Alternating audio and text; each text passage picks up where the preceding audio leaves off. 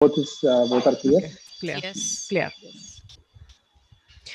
Uh, Pandit Rao sir, are you there? I'm not able to locate him.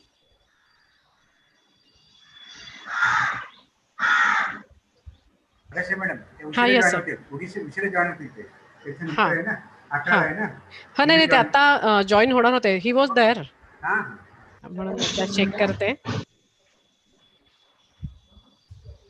आता नंतर हे झालं की Yes, बघेन sir. नंतर. He is there. Madam, he is there. Sudhir. हाँ Yeah. फक्त त्यांना. Yes, good morning. Good morning. How oh are yes you? Yes yes, fine. Good morning sir. त्यांचा डिस्प्ले येत नाही फक्त. हां yes. Congratulations hello for the hello. good response. Yes sir. Excellent response. Congratulations. Yes sir. Welcome sir welcome welcome Good morning. Good या morning. Madam I think will start on time yes sir. Yes sir. Pandit Rao sir, will you please say something, because I am finding there is some lag in your network. Okay, good morning and welcome. No, there is a Thank you lag. for There is a inviting lag. us. There is a lag. There is a lag. I will try to change over to some other network. Let me see. Yes, yes, Yeah. yes. Yes, sir. He has not yet turned on his video, na? Pandit Rao sir. No, he is that. I have turned on the video. I Okay. just Yes, switch video yes. on. Video जरा Let's video check. बंद करून बघा ना video बंद करून बघा Now, how are you finding it? Is it okay? You are Yeah, clear. it is. You are clear. It is It is very better. clear. All right, all right. Okay, great. Anyway, just for a minute I will start the video, and then once the the speech starts, I'm going to switch it off. Okay, sir. Okay. Let us see.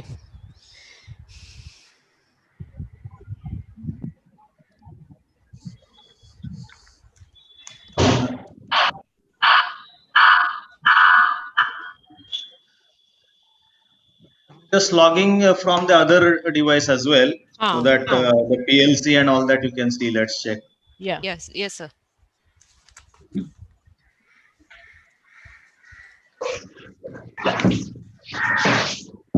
Are you able to see the PLC now from the other login?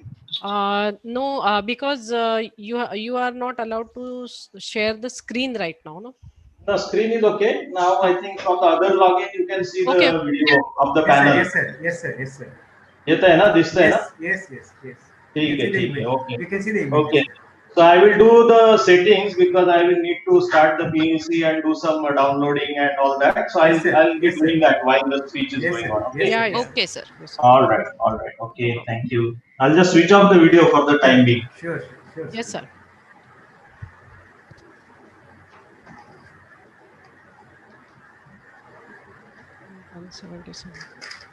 Streaming सुरू झालं. Yes, streaming सुरू झालंय.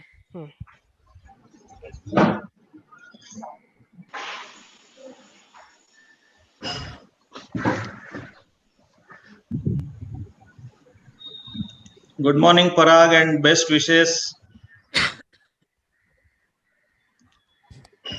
Parag, I think he's doing some arrangements.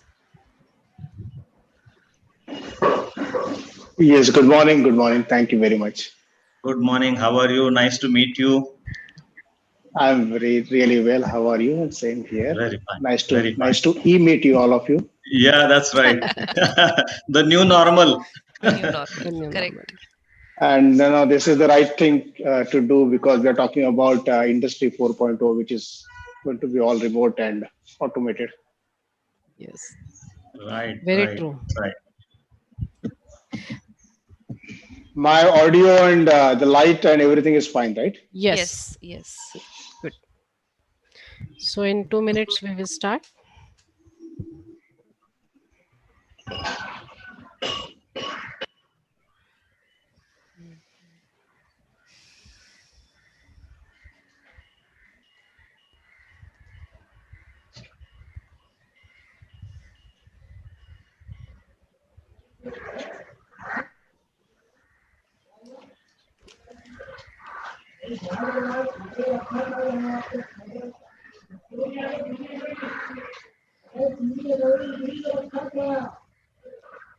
त्याच्यामुळे सगळ्यांनी mute करायला सांगा. Um, all are requested to mute themselves. Actually, we have done it Chirping of somewhere. birds. Chirping of birds we are hearing from some students' residence. They may be staying close to nature. Yeah. काहींचे video पण दिसत आहेत विद्यार्थी. जिज्ञास Konde, please put your video of.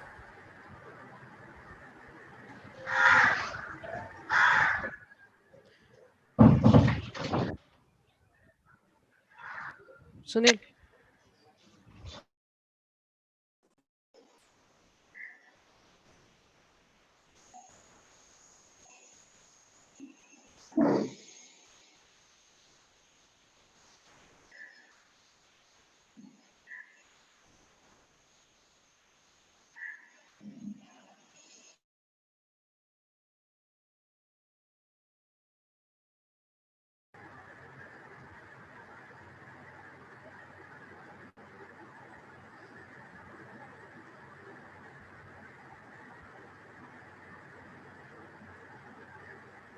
Start.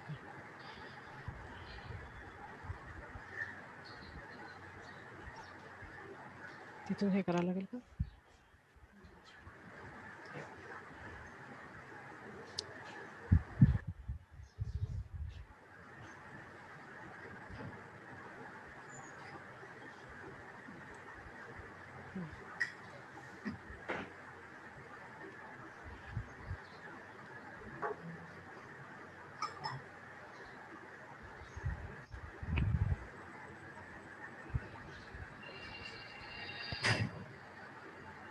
Yeah, this is our roundtable chairman and first lady of management. They are lighting the lamp. Part of our inaugural session. Audible? Yes.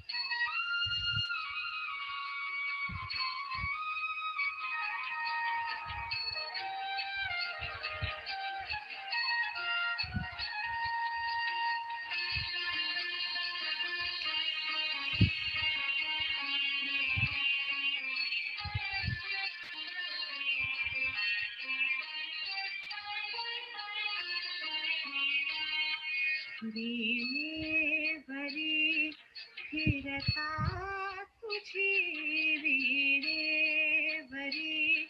फिरता तुझी चतुरा कलामयांबुली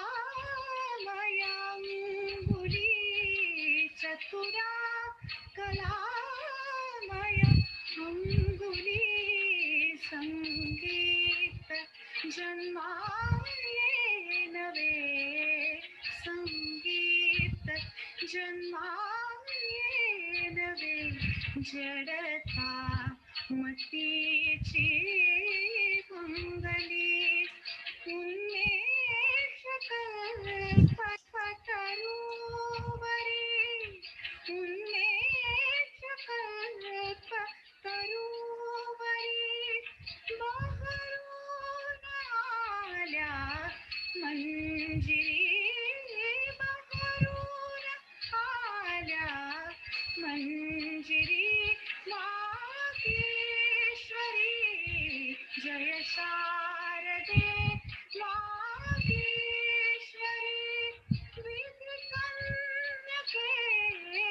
विद्याधरी मागेश्वरी मागेश्वरी जय शारदे मागेश्वरी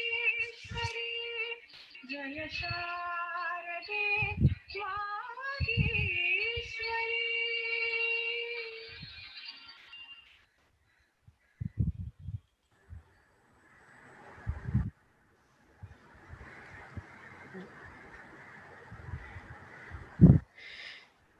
सरस्वती नमस्तुभ्यं वरदे कामरूपिणी विद्यारंभं करिष्यामि सिद्धिर्भवतु मे सदा.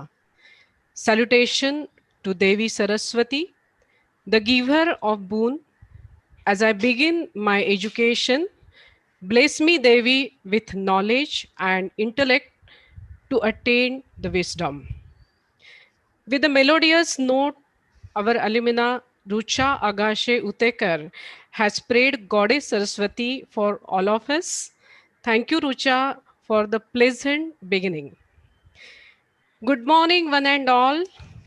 Welcome to the inaugural session of 25th National Conference of VPM's Polytechnic on Industry 4.0.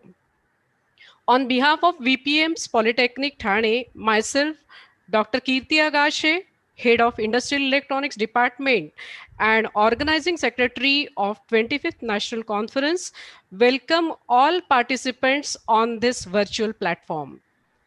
A warm welcome to all invited speakers, principal of various institutes, HODs, faculty members, industry experts, media representatives, students from various institutes all over Maharashtra, our well-wishers, and everyone who has the curiosity to join and know about the fourth industrial revolution, Industry 4.0 or 4.0. We all know that conducting national conferences for successively for 25 years and entering into the 25th national conference is really a task. And it is possible with the team leader and with the motivation of our beloved principal, Dr. D.K. Nayak. So today we will be hearing his inaugural speech soon.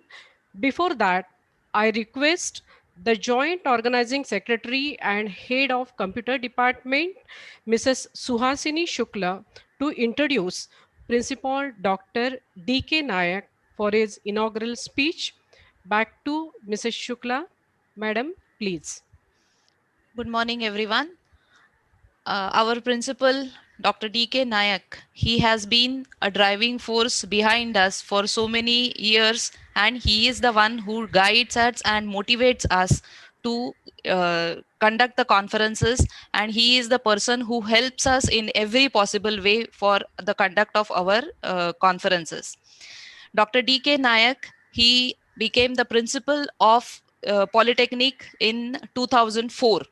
and before that he was the vice principal of this polytechnic as well as the head of the department of our college. He has written 23 papers as well as 4 journal papers in his entire career. He has also received so many awards and Fulbright scholarship he has received. Another thing that drives him, which I feel is the guiding force for us also, is that he never stops doing anything. So I now request Dr. DK Nayak to guide us in this manner, and then we will continue with our conference. Thank you. Good morning, friends. With very melodious and soothing salutations to Goddess Saraswati from our own past student, Richa Agashe. In fact, she is the daughter of Mrs. Kirti Agashe, and both of them are excellent singers. Let me welcome you all to the today's session because it is a two-day virtual conference.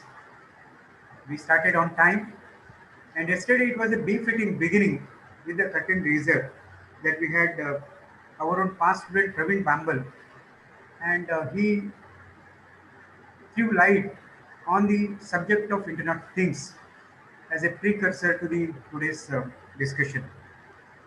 In fact, the list which we just now displayed is a proof of our past efforts, wherein which every year we thought of giving something in emerging area, because students definitely should have a upper hand, and when they go to industry, they not only should know what they are studying in the subject as a part of curriculum, they should know what industry expects from them, and that is what today people are talking about, that industry readiness and the skills expected that can come through such efforts.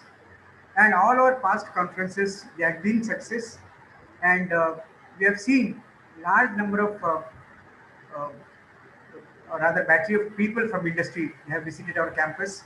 But this is the first time when we are celebrating silver jubilee of the conferences. We are on a virtual mode, and that too is happening in a wonderful manner.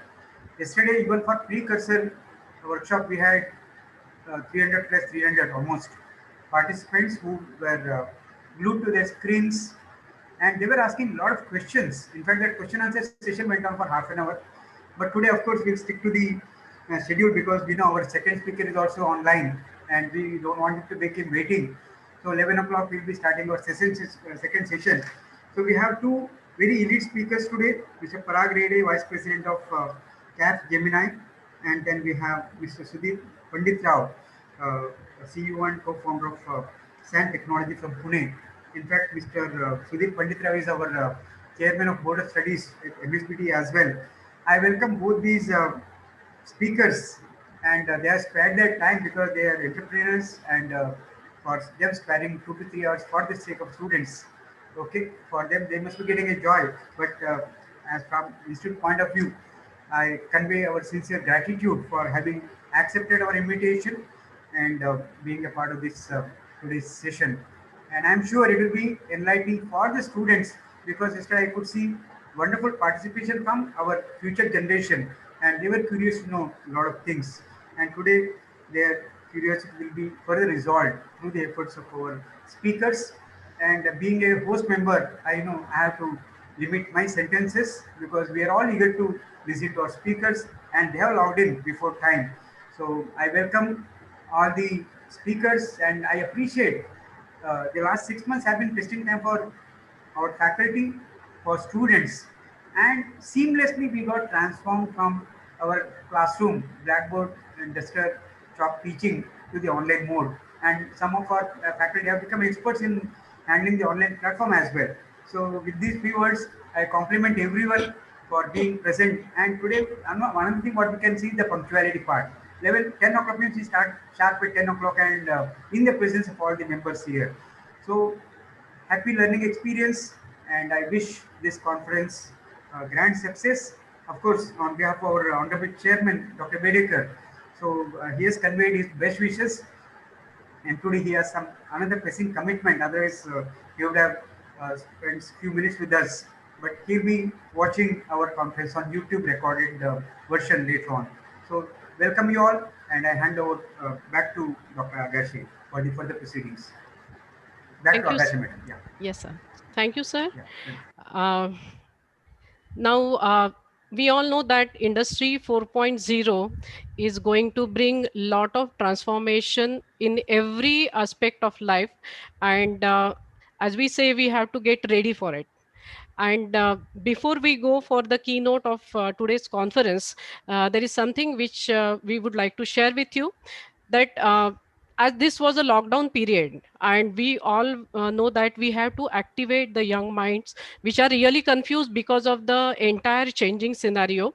So to bring them out of this situation, we started with the topic of Industry 4.0, and that to this suggestion came from our alumni group only. And then we discussed and we started with this Industry 4.0. And then we started on the theme of making students learn about it, and as they are sitting home, why not to make them work on something, on some theme. So we started with the competition of writing the papers on Industry 4.0. And really we were surprised to get overwhelming response. We got 86 authors who registered for this competition. We have received 46 papers for this paper competition, and out of that today we are publishing 25 good papers, and that publishing of the proceeding, that ceremony will be taking very soon, that too on the virtual background, on the virtual platform. So all of us are learning so many new things. So as we say that corona period is even a gift for us to learn ourselves, to develop ourselves, to upgrade ourselves.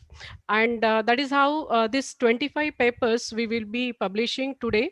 And out of that, first 5 papers will be given the best paper prizes from Griffin Robotic, that is a company. Owner of this company is our alumni, Mr. Amit Mahajan, who will be talking tomorrow. He will be having his session in this conference. So for that, let us have this new aspect of virtually doing this proceeding presentation and inauguration of this proceeding. Let us see the next thing. Just a minute.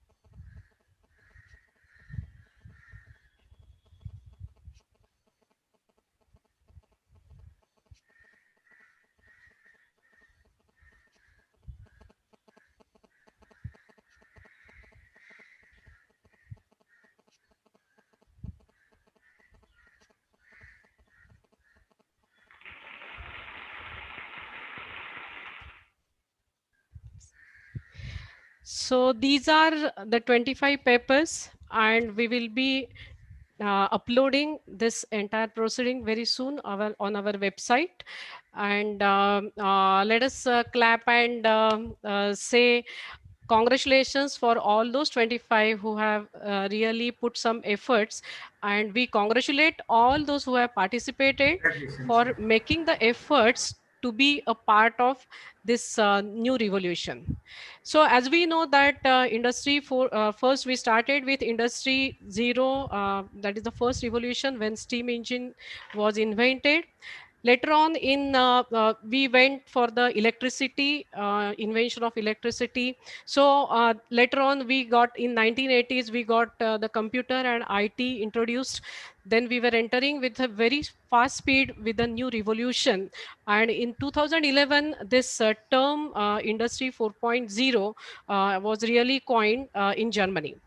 And later on, now we are observing that is that there is a tremendous exponential growth for this particular revolution, and we will not say it as a wave, but it is a tsunami in the industry, and let us get ready for this new transformation.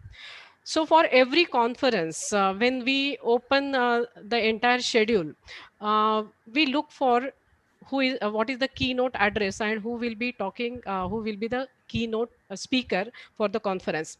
Today we are very lucky to have the keynote speaker for this conference, who is the Executive Vice President of Capgemini, Mr. Parag Reddy. And we feel very lucky to, hello Parag, we feel very lucky to have such a uh, industry expert of 24 years of experience, who is having the global experience of 20, uh, just, yes. Uh,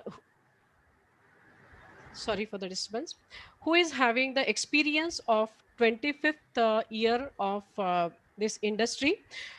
To understand about Parag, we are having today Dr. Usha Raghavan, who will be introducing Mr. Parag Rede, and I request, she is head of information technology, and I request Dr. Usha Raghavan to introduce Mr. Parag Rede. Back to Dr. Usha Raghavan. Thank you. Uh, Hello all. Uh, Good morning. A very warm welcome to one and all. We are really fortunate to have an eminent speaker for the keynote address for the 25th National Conference on Industry 4.0. Shri Parag Rede, it is really indeed my pride privilege to introduce Mr. Parag Rede, who is presently the North America India Business Unit Head in Capgemini, Mumbai. He is a highly accomplished leader who nurtures long-term partnerships and has built a high-performing team to accomplish the same. He has a rich experience of working in Capgemini in different capacities. Sri Parag Rede has graduated from the prestigious VJTI Mumbai. He is a SAP certified professional. He has the honor of being associated with Harvard University Leadership Excellence Program. He has worked as UK India Business Unit Head during 2018 to January 2020 in Capgemini. He had the key role of conceptualizing and industrializing win rate improvement and showcased a 75% improvement in the win rate. During 2018-19, Ms. Parag initiated the strategies to develop senior talent in the organization. He created a pipeline of 20 future leaders for the group. He also has the distinction of working as UK India SAP head. He has also had the experience of working in one of the most desired cars, Mercedes-Benz US and Chrysler Motors. He has a passion for working with the youth, and maybe that is the reason he is here today. He has mentored 300 plus youth through NGOs. He is a volunteer with Isha Foundation for spiritual and yoga awareness and well-being of the students. Students, it is an opportunity for you to interact with such a personality. Without taking away much of your time, may I now request Shri Parag Rede to kindly take over and deliver the keynote address. Mr. Parag. Thank you. Thank you for that humbling introduction. I feel like I'm back in the college. which is always a great thing. But to follow the teachers and professors like Nayak sir and Agashi ma'am and Usha ma'am is going to be difficult. So I remember my student days. So first of all, it is indeed my pleasure to be here. Nayak sir said that maybe the speakers will also enjoy, and that is the reason why I'm here, that I want to really enjoy along with all of you. So all the respected faculties of the college, as well as the honorable guest speakers, and the most important part of this conference is our friends, students. So welcome to this great initiative. I think there cannot be a more apt subject than Industry 4.0 in today's world. Yeah. And it is so apt that we are doing this conference in a remote way, where more than, I think, 500 people are remotely accessing the same video through two great technologies, Zoom and YouTube. So that kind of denotes the importance of Industry 4.0.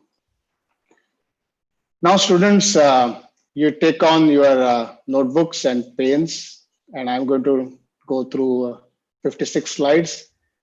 You will take the notes, and there will be a viva at the end of the session. Okay, before you jump off the conference and get scared, I'm not going to do any of that, because I'm sure you would have seen several things on the net. You would have heard several things from respected speakers already on Industry 4.0. So we will not do that. So instead, what we'll do is we'll try to demystify Industry 4.0. And it has been so much talked about. When a particular subject becomes so talked about, you get a lot of jargons, a lot of difficult things to follow, and you may get lost. And that's exactly we should avoid. So this next 40-45 minutes will be just going through the Industry 4.0 as a layman, as a person who should understand industry, and as engineers, like all of us are. I would like to keep this session as interactive as possible. So there is a group chat out here, so you can place your suggestions, questions on that, and I will try to answer it. We'll try to keep some time for question answers towards the end, but don't wait for it. And your questions can be in any language. I don't mean the C++ and Java, but it could be in, Marathi, Hindi, or any other language. Okay, so with that, I will start off with my few slides.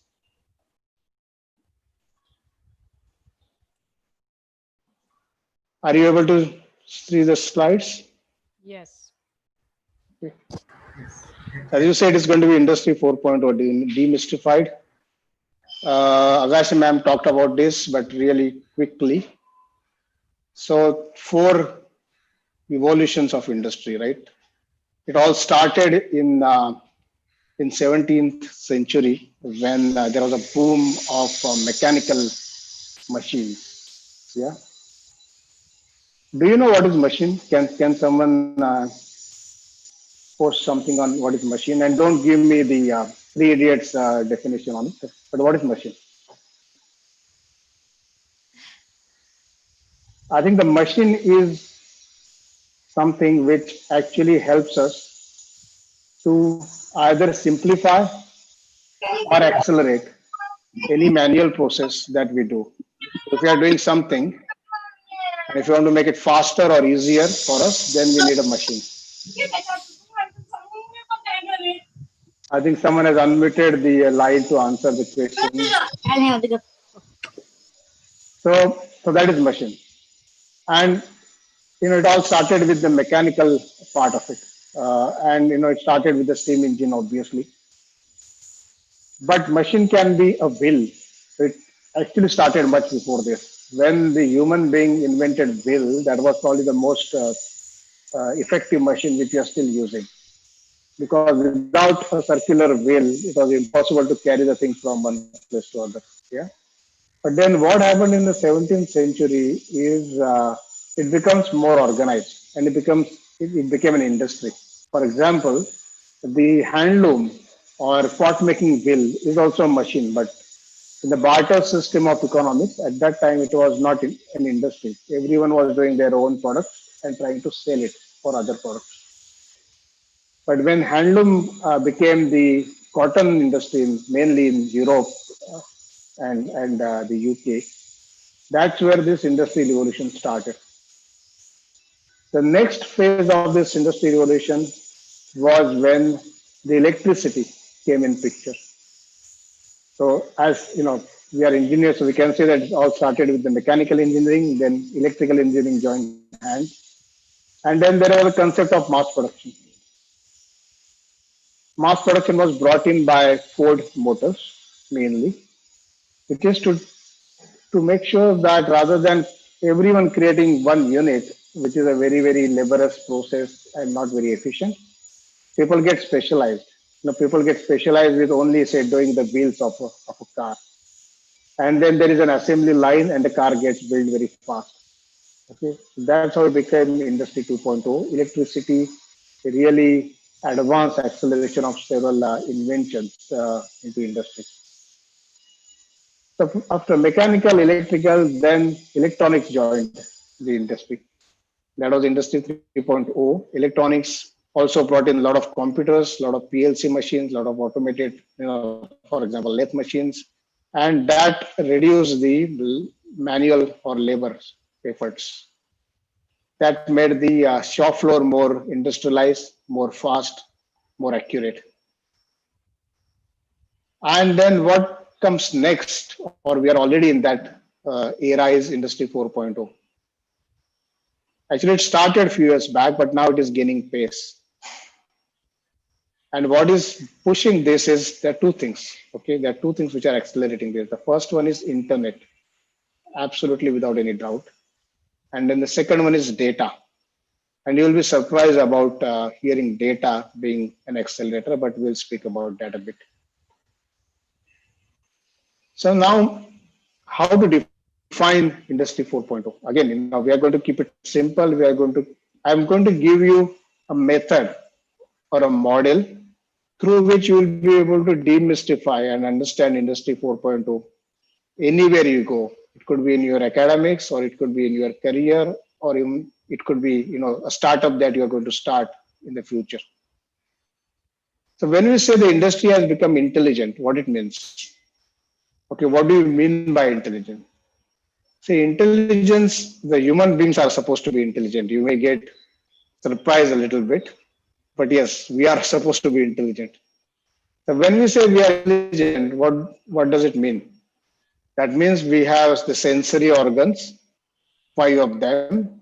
We can hear, we can taste, we can feel and touch. Through that, we gather information. Once we gather information, then we think about it.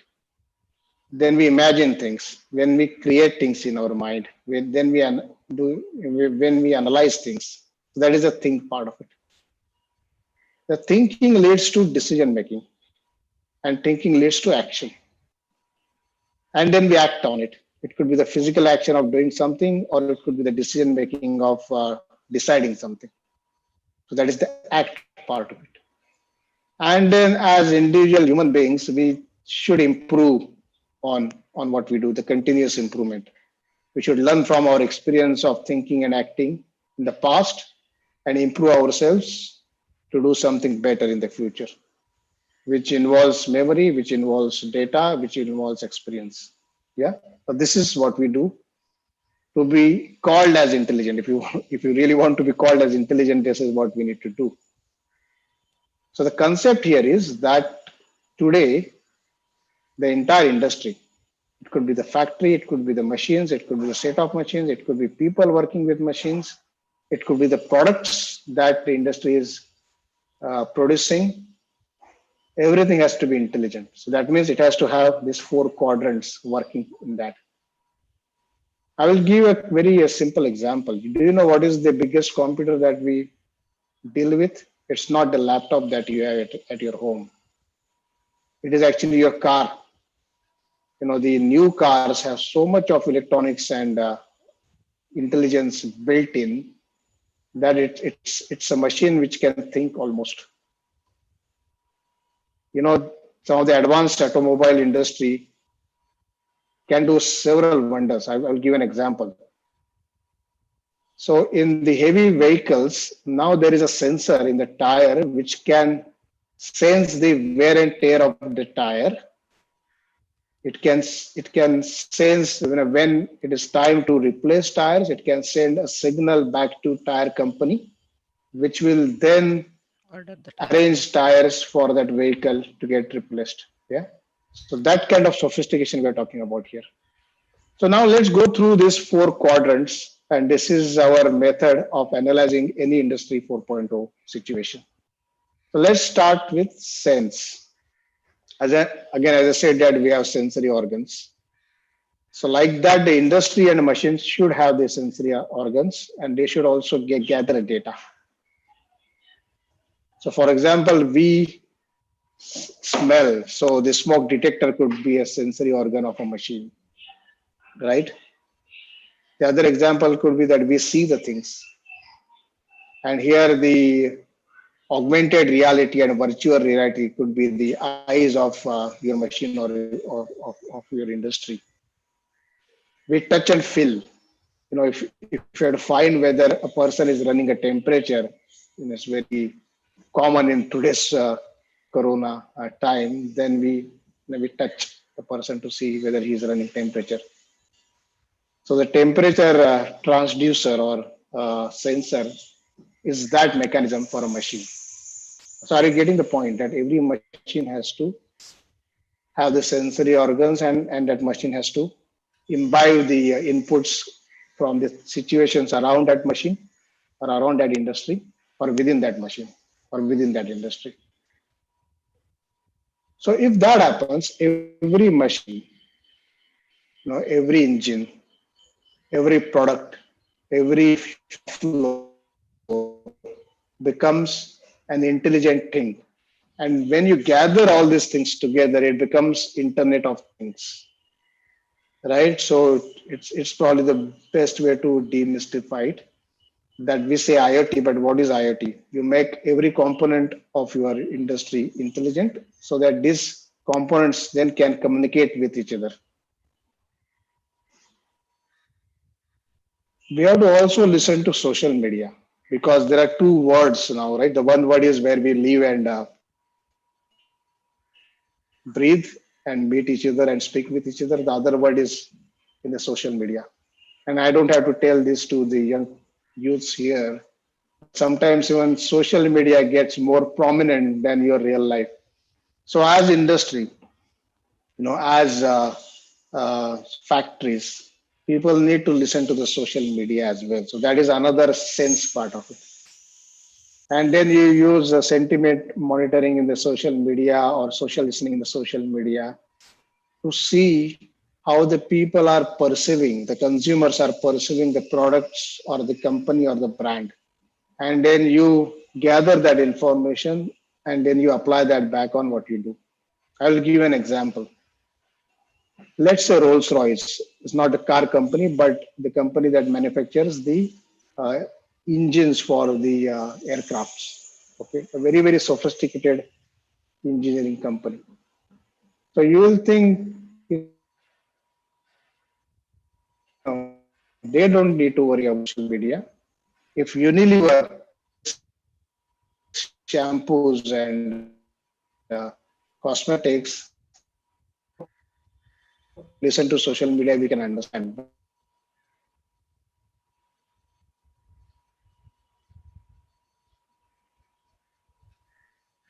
Rolls-Royce engine about the experience of the flight, then Rolls-Royce can learn a lot about how their engine is performing in the flight in terms of noise level, in terms of comfort, and so on and so forth. So it's extremely important to look at the social media. So that is the sense part of Industry 4.0. Now to the next one. See, once you gather data, once you gather information, you need to think through it. That's what we do as human beings, right? What to do next, how to use that information. So when it comes to machine, when it comes to industry, the thinking part is done through cognitive processing. And this is where the AI or artificial intelligence come in play, or predictive analysis come in play.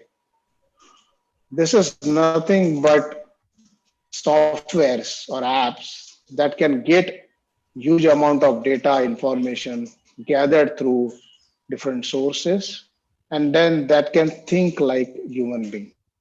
That can analyze, that can make decisions, that can have the creativity of something new being started.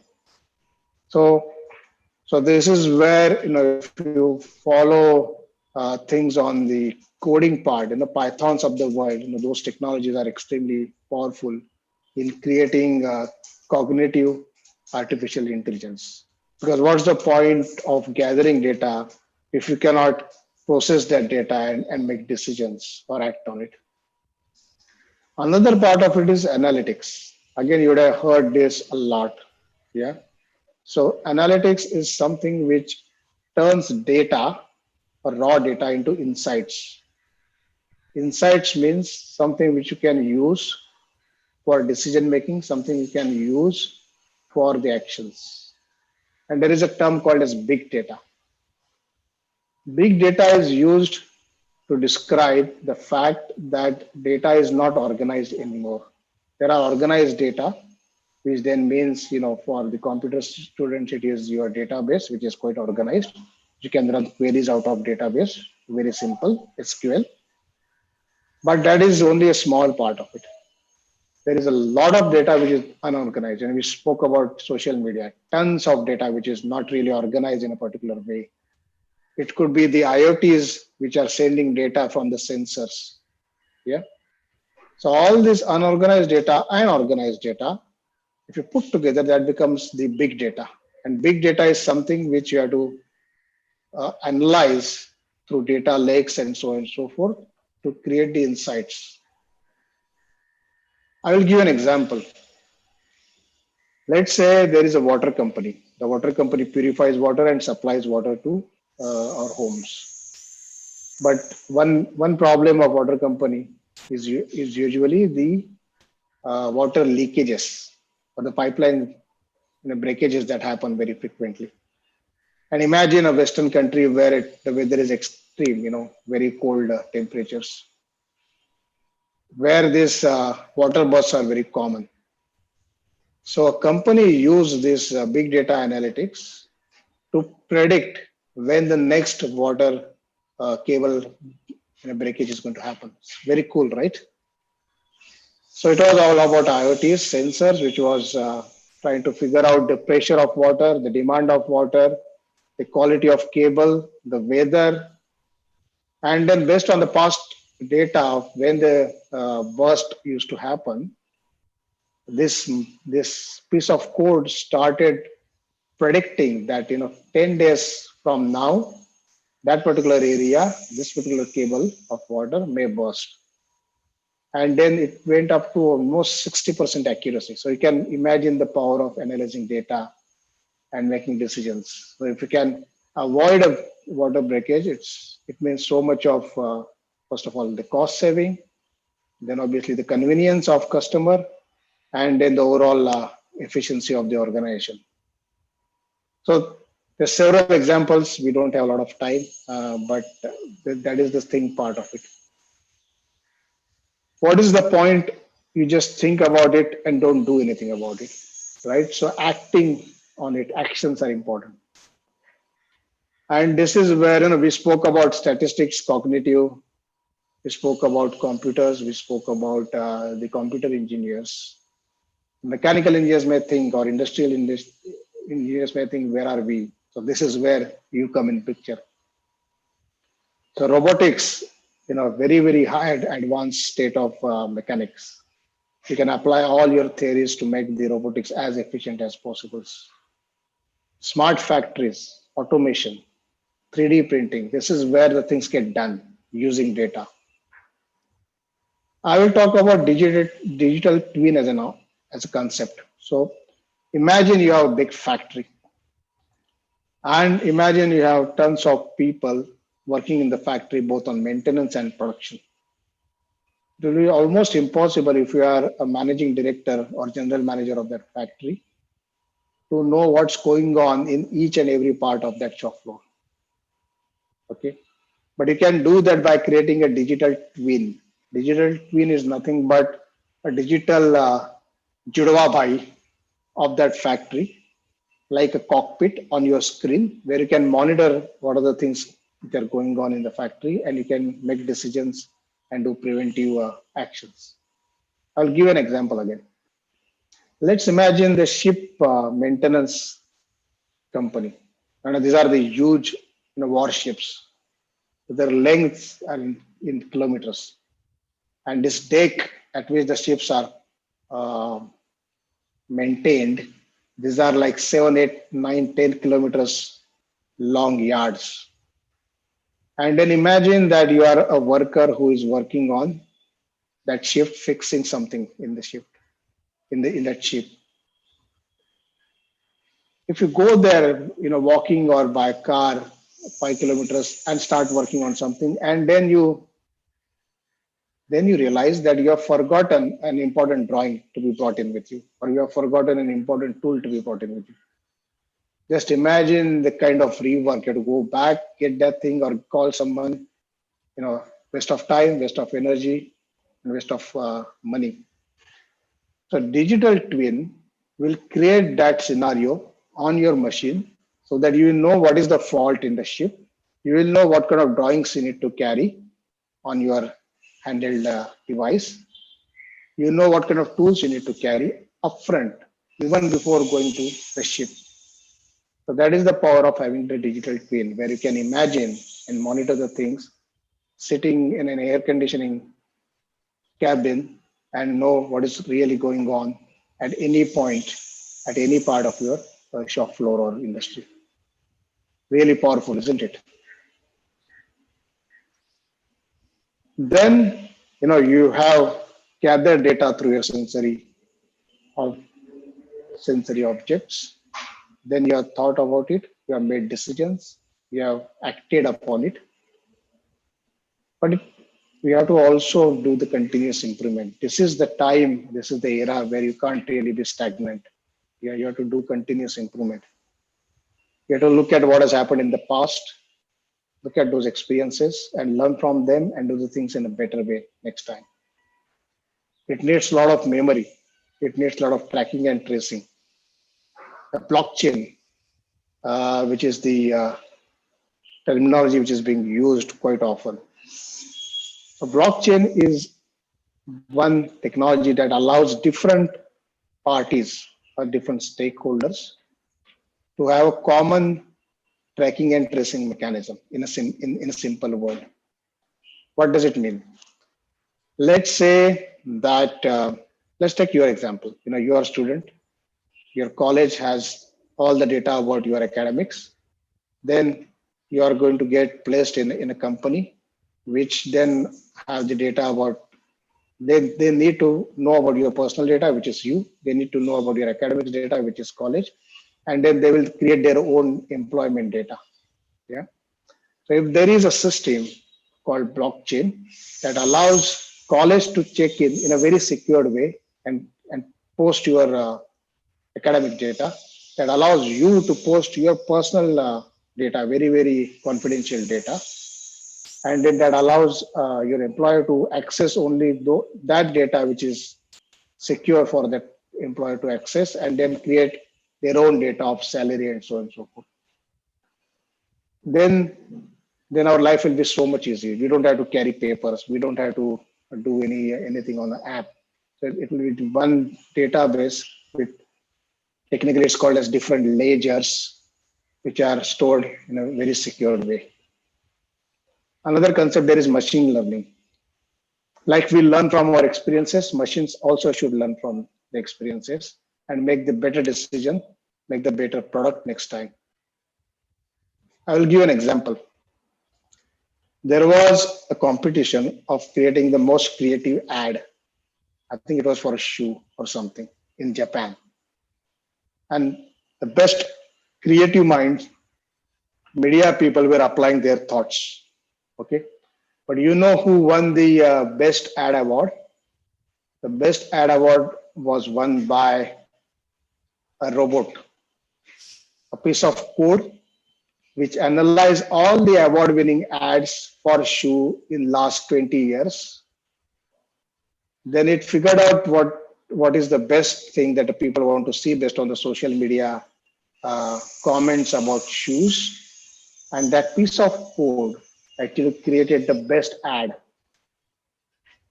which was much better than the human minds could do. And why that code could do that? Because it has a library of several things that has happened in the past for several years, and it has a brain that can quickly analyze that data and see what will be the most effective ad which should win the award. So that is the continuous improvement part of it. So I will, so this is the four quadrant, as I said: sense, think, act, and improve. If you keep this simple mechanism in your mind, you should be able to demystify, you should be able to understand any concept of the industry 4.0 with ease. And it will be quite relevant to what you are doing, rather than a theoretical thing which you have to just keep in mind. Hello, Parag. Just a minute. I am disturbing you. Can you please disable the annotation from your side? The video? Disable annotation when you are opening the screen. No? Yeah. There is some annotation. No, I'm not doing that. Actually, someone else is. No. It's okay. Yeah. Fine. Continue, please. Okay. Right. So, friends, I can see some comments. And how did you like it? We'll keep some time for the questions, but I want to conclude my session with one more thought. So all this is great, but you are students and you're going to start your career very soon. So you should always think of what's in it for me. What is it? What does it mean for me? Let me now share another thing which will help you with that.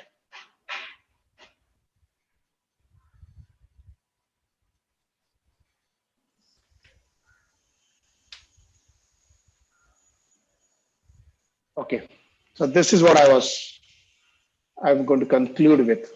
So if you are a student, or if you are an entrepreneur starting your own business, or you are an employee of a very good organization, this is what I think you all should do. So keep this model in mind and be aware, because it's a very fast changing technology space. A lot of things, Googles of the world, Amazons of the world are bringing several things new to the world. So just being aware is extremely important. You can be aware using Coursera sites or any other mechanism. Google is the best guru, but let's be aware of what's going on.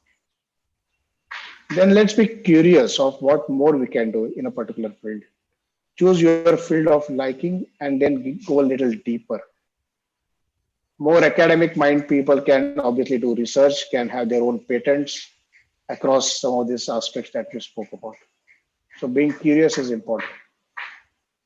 If you are not academic minded, and if you actually enjoy more application of your knowledge onto industry, then be more conscious. That what I mean is that if you are in your day-to-day life, or when you are working in an industry, always look at any process which you feel can be done by a machine. You don't need a human intervention out there. Or it can be automated, or it can be done through a piece of code more smartly. So be conscious that which are those areas in your day-to-day life, or in your career, or in your industry at your shop floor, that can go through this industry 4.0 concepts. Then obviously apply. If you are more entrepreneurial type of a person, then why not to start your own app, your own piece of code, your own patent, your own startup. This is a startup type. So apply your knowledge on the business situations, on day-to-day life situations, and try to create something and innovate. Innovation is extremely important. Unless you keep innovating, you can't be real hero regardless of whether you're a student or an employee or a business person. And the last part is enhance your skills. Because some of you may be thinking that if the machines are going to do all the thinking, the machines are going to do all the shop floor. If your entire industry is going to get run by machine, it's a bit scary, right? As human being, then what's our place? So that is why don't restrict your skills to simple mundane things which can be repeated and done by machines. Enhance your skills in such a way that you get more into innovations, get more into research, you get more into creativity, imagining the things for the future, design, prototyping, so that you can use machines to do repetitive work, which is boring, and you can focus on value added work, which will create bright future for tomorrow. So friends, this is what I wanted to share with you. Demystifying 4.0, giving you a model to look at to approach any industry 4.0 using those four quadrants. And the last bit is how to use that model and what's in it for me part. I'll stop here and happy to take any questions, comments, suggestions. Sure. Happy to learn from you. Yeah. So, any questions from the students? We are having two platforms now on Zoom and even on YouTube. So, I request Mrs. Shanti if there is question on Zoom platform, and then Mrs. Pujari. Madam, we'll see that. Shanti, madam? If you have Yes, any ma'am. questions, Yeah. you can ask. You can type in the chat box. Yes.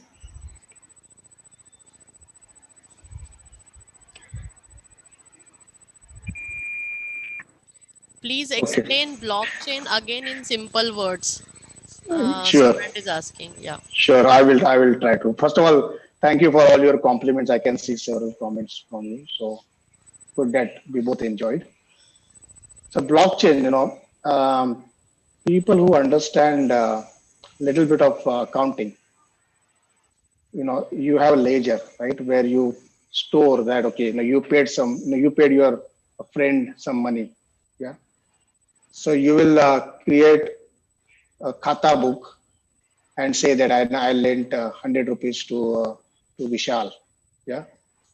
And then Vishal also writes that I owe 100 rupees to Rajesh. Okay, so this is a very simple ledger. Two people, two data facts, and it's a record so that after 2 months, if Vishal forgets about paying back, then there is a record. But imagine, you have a complete class of 50 students, yeah, and you are running a business of your own, and everyone is contributing into that business and taking some money out of that business. Okay, then it will be almost impossible to write it on a piece of paper, right? So this is a technology which will allow everyone to say what they have invested in the business and what they have taken out of the business in a very secured way. So it will be multiple people having access to the same database, and they should be able to have their data posted. And there will be security aspects that if I don't want someone to look at my data, I can protect it. And a person who is doing this business, or maybe your professor, can have access to the entire data, and then that person will know with how many people have invested, how many people are making money out of it, and they can make a decision. So that's the multi-ledger system with security aspects where multiple people can log on their data, and then we can make the decision making based on it. I gave the example of college student and employer. It can be anything of that sort. The government will benefit a lot because government works with several different agencies. So rather than having red tape and so many files floating through, blockchain can have a simple record of the things in a very secured manner. Thank you, sir. One more question. If all work is done by machine, Then what about unemployment? Madam, your voice, please. No, actually, I got the question, Hello? and we spoke about that towards the end. Yeah. That people may think that if machine is going to, let's say, if machine is going to write the code, for computer programming, then as a developer, what am I going to do? Am I going to be out of job? No, you won't be, because you have to elevate yourself. You have to look at the business problems to solve, and then get the machines to write the code. In coding, I think the most boring part is write syntax, editing, and all that. And the most interesting and valued part is looking at the business situation that you're going to solve, doing the pseudocode, doing the design. So apply your mind on the high end value add part, and keep the repetitive, boring, mundane part to machine. That's how you should enhance. Similarly, if you are a mechanical engineer, look at designing how to make the levers more efficient, how to make your forklift more power efficient, how to design your wheels in a better way, gears in a better way, and leave the drawing and the mundane things which are laborious to machines to do. So that's how you should elevate yourself. Okay, sir. So Sir, one more excellent question is there. explanation with simple examples. Okay, Pujara madam, please. Yeah. How can we make use of technology in small scale? That's a very good question. So first of all, because of the internet and connectivity and data, it is in a level playing field.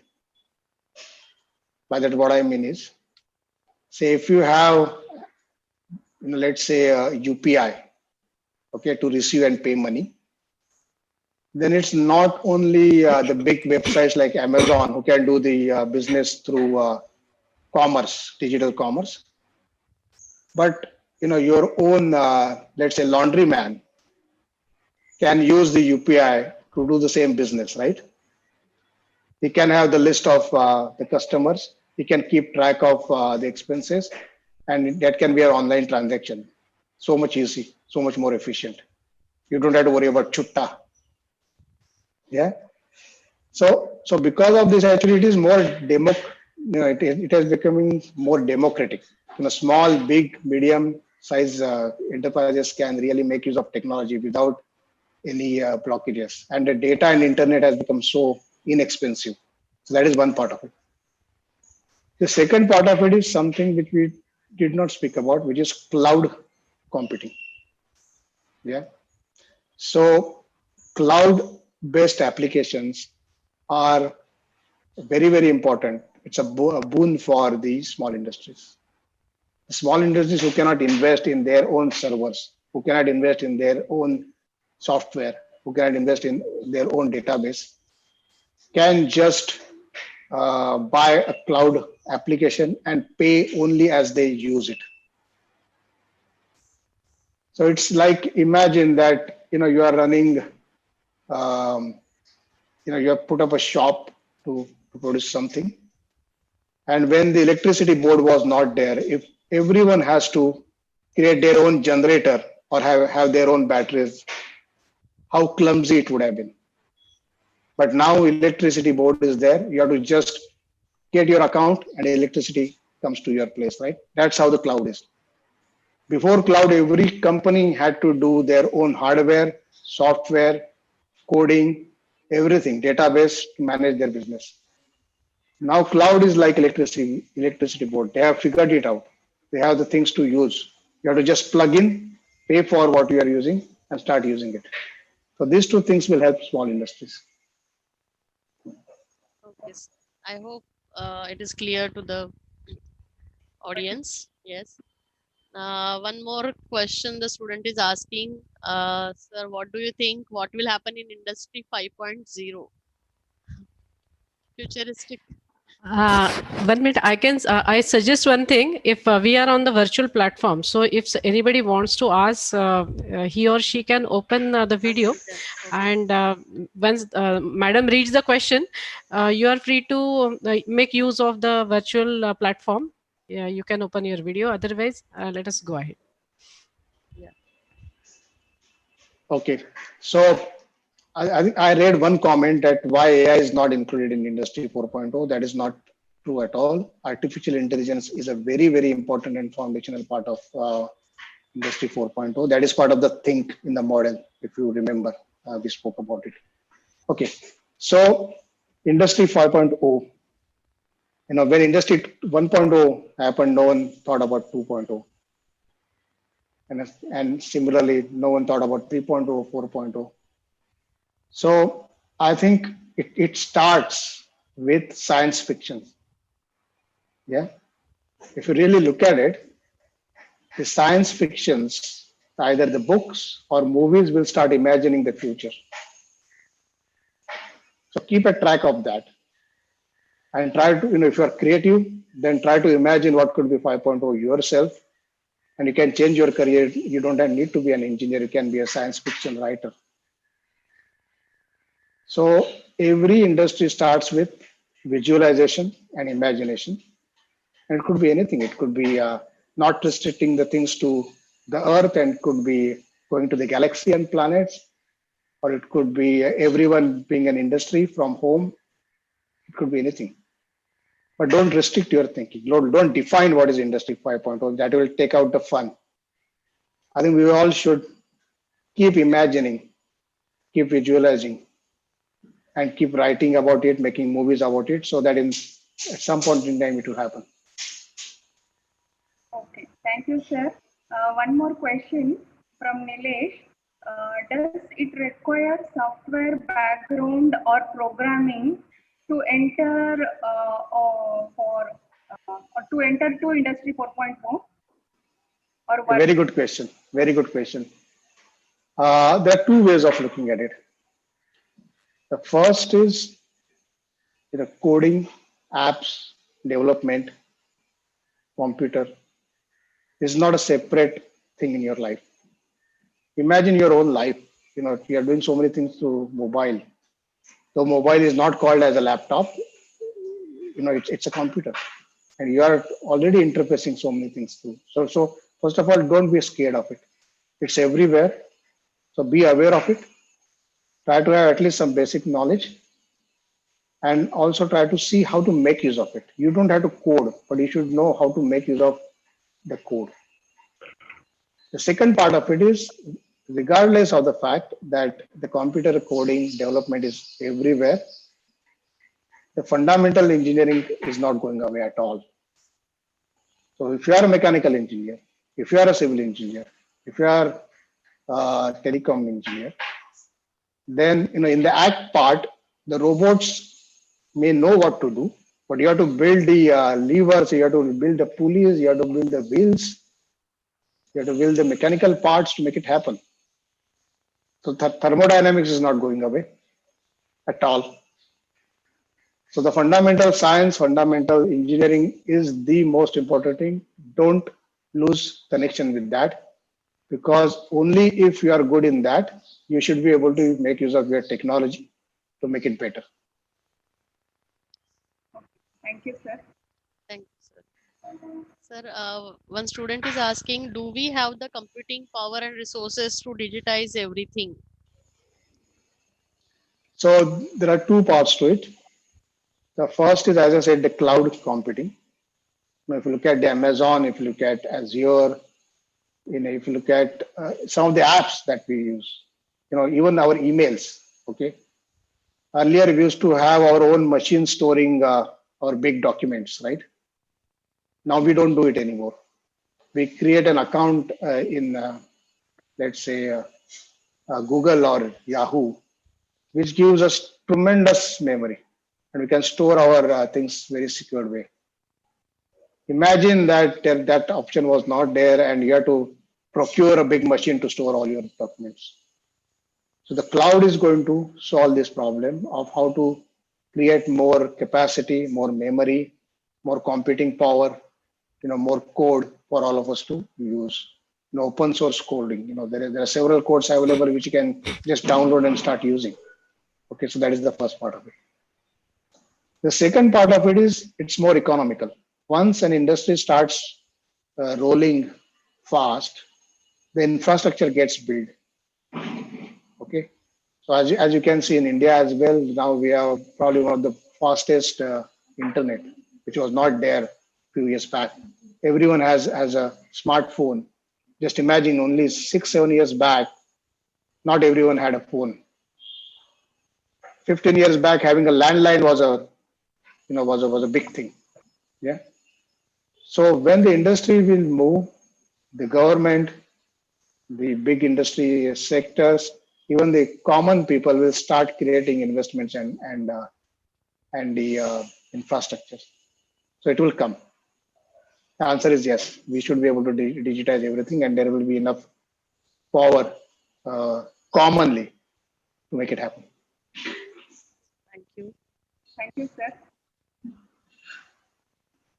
If AI Also, is Akashi rising, madam. I think many questions are still there because we have to move to the next session. Yes. And what I suggest is we can give email ID of Mr. Parag so that if they are having any questions, because yesterday also the same thing happened. First of all, let me congratulate all the students, and we are very happy because yesterday also the same thing happened, that there was a long or extended session of question and answer, and students were having lot many questions in their mind.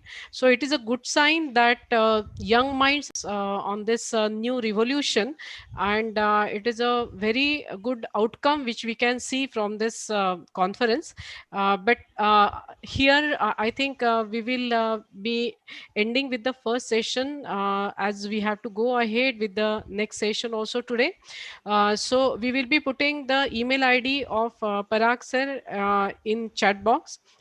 So that you, and even we will be sending it on your personal email, as we are having all your registration emails available with us, so that you can ask him, and this thing will further go on. And coming to the that is just for a few individuals. Okay. I already shared my email Yeah, address on the chat. yeah. There is one. I like your question. I think the only solution is to become an entrepreneur or applying for higher job opportunities. Okay, so lot many ideas, as Parag sir has said in his speech. That first you have really, sir, explained very well the basic concept of industry 4.0 with the simple examples of sense, think, act, improve. And even the last slide was really interesting, because for everyone there is a question how I can fit myself in this revolution, how I can modify or upgrade myself in this revolution. So in that your suggestions to be aware, to be curious, to be conscious, to apply, innovate and enhance was really the answer for everybody's question. I feel that even if we think every single point and we try to apply it for ourselves, all young minds, you will be getting the solution for you.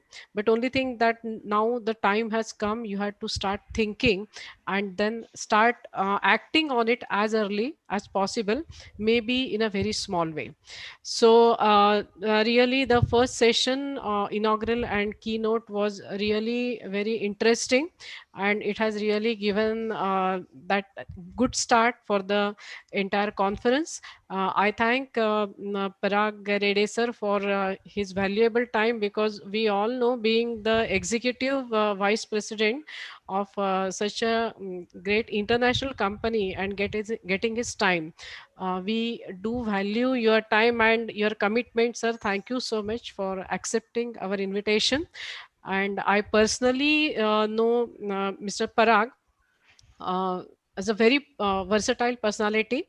And for you all young minds, you should be having role models like him in front of you, because the interest we have seen in his work, maybe from music to spirituality, maybe from cricket to any chess playing. So it is a really versatile personality we were having today as the keynote speaker.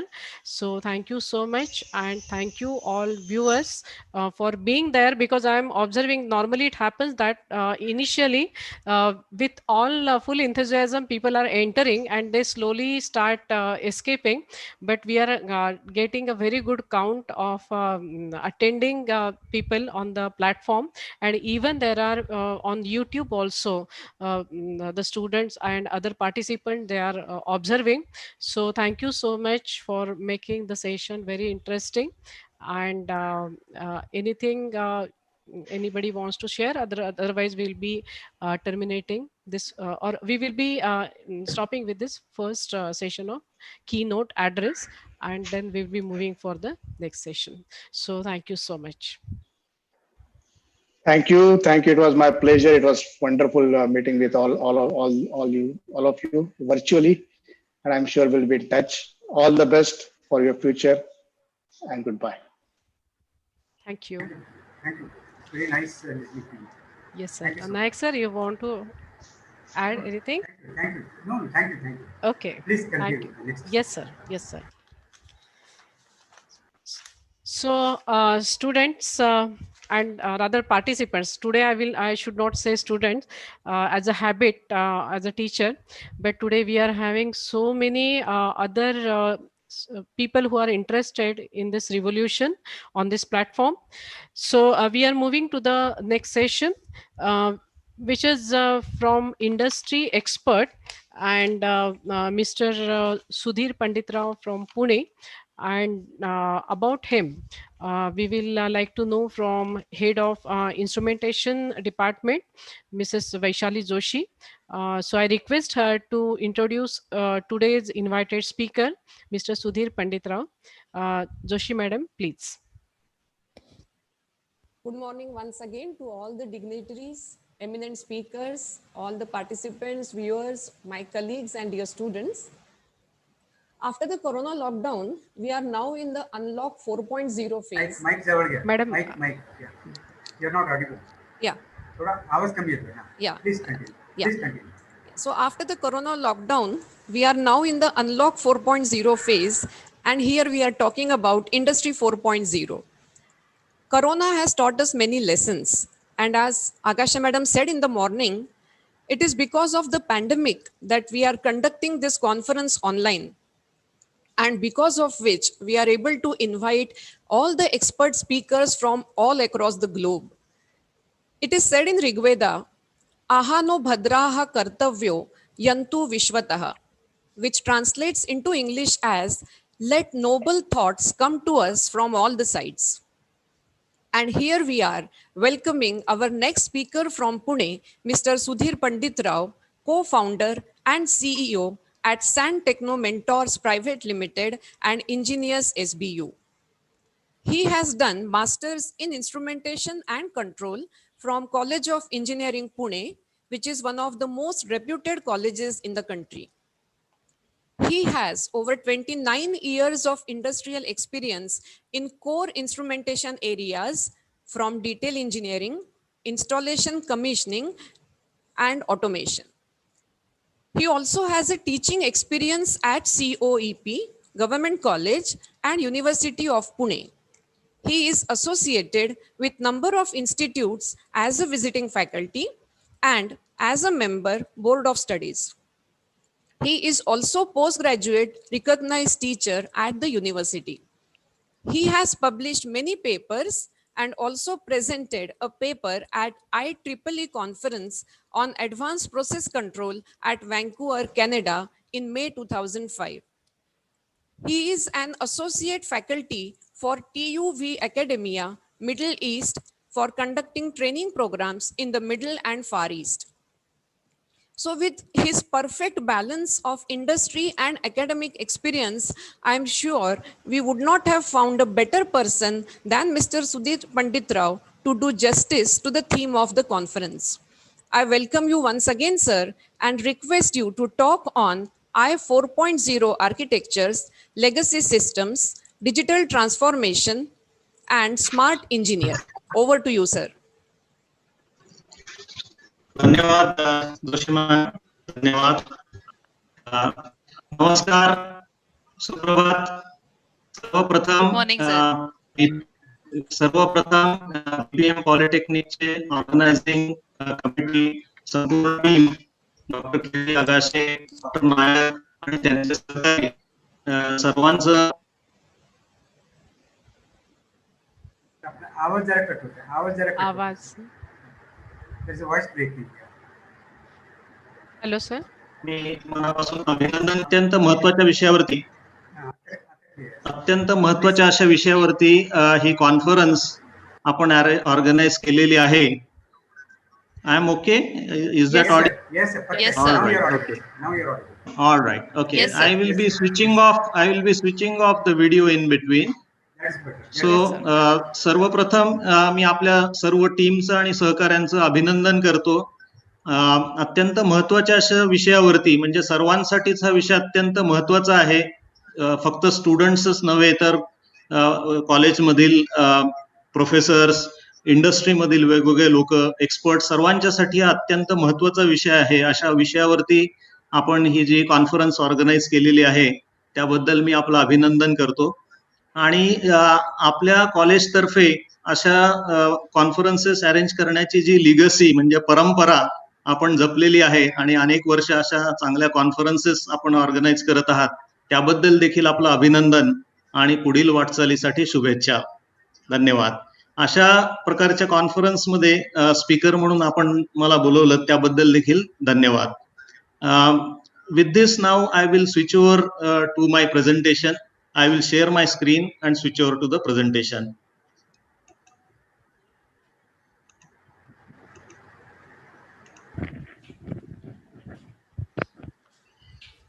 I hope the screen or the slides are visible now. Yes, sir. Yes, sir. All right, great. Thank you. As I have mentioned, the concept of legacy systems is very important. We are going to talk about legacy systems, Industry 4.0 architectures, digital transformation, and the concept of smart engineer. So what I'm going to cover here is the hierarchical structure of automation, comparison vis-a-vis Industry 3.0, because now you got some idea about what is Industry 4.0, but how does it differentiate with respect to Industry 3.0? That is what we will see. Then we'll get into the architecture and data roots.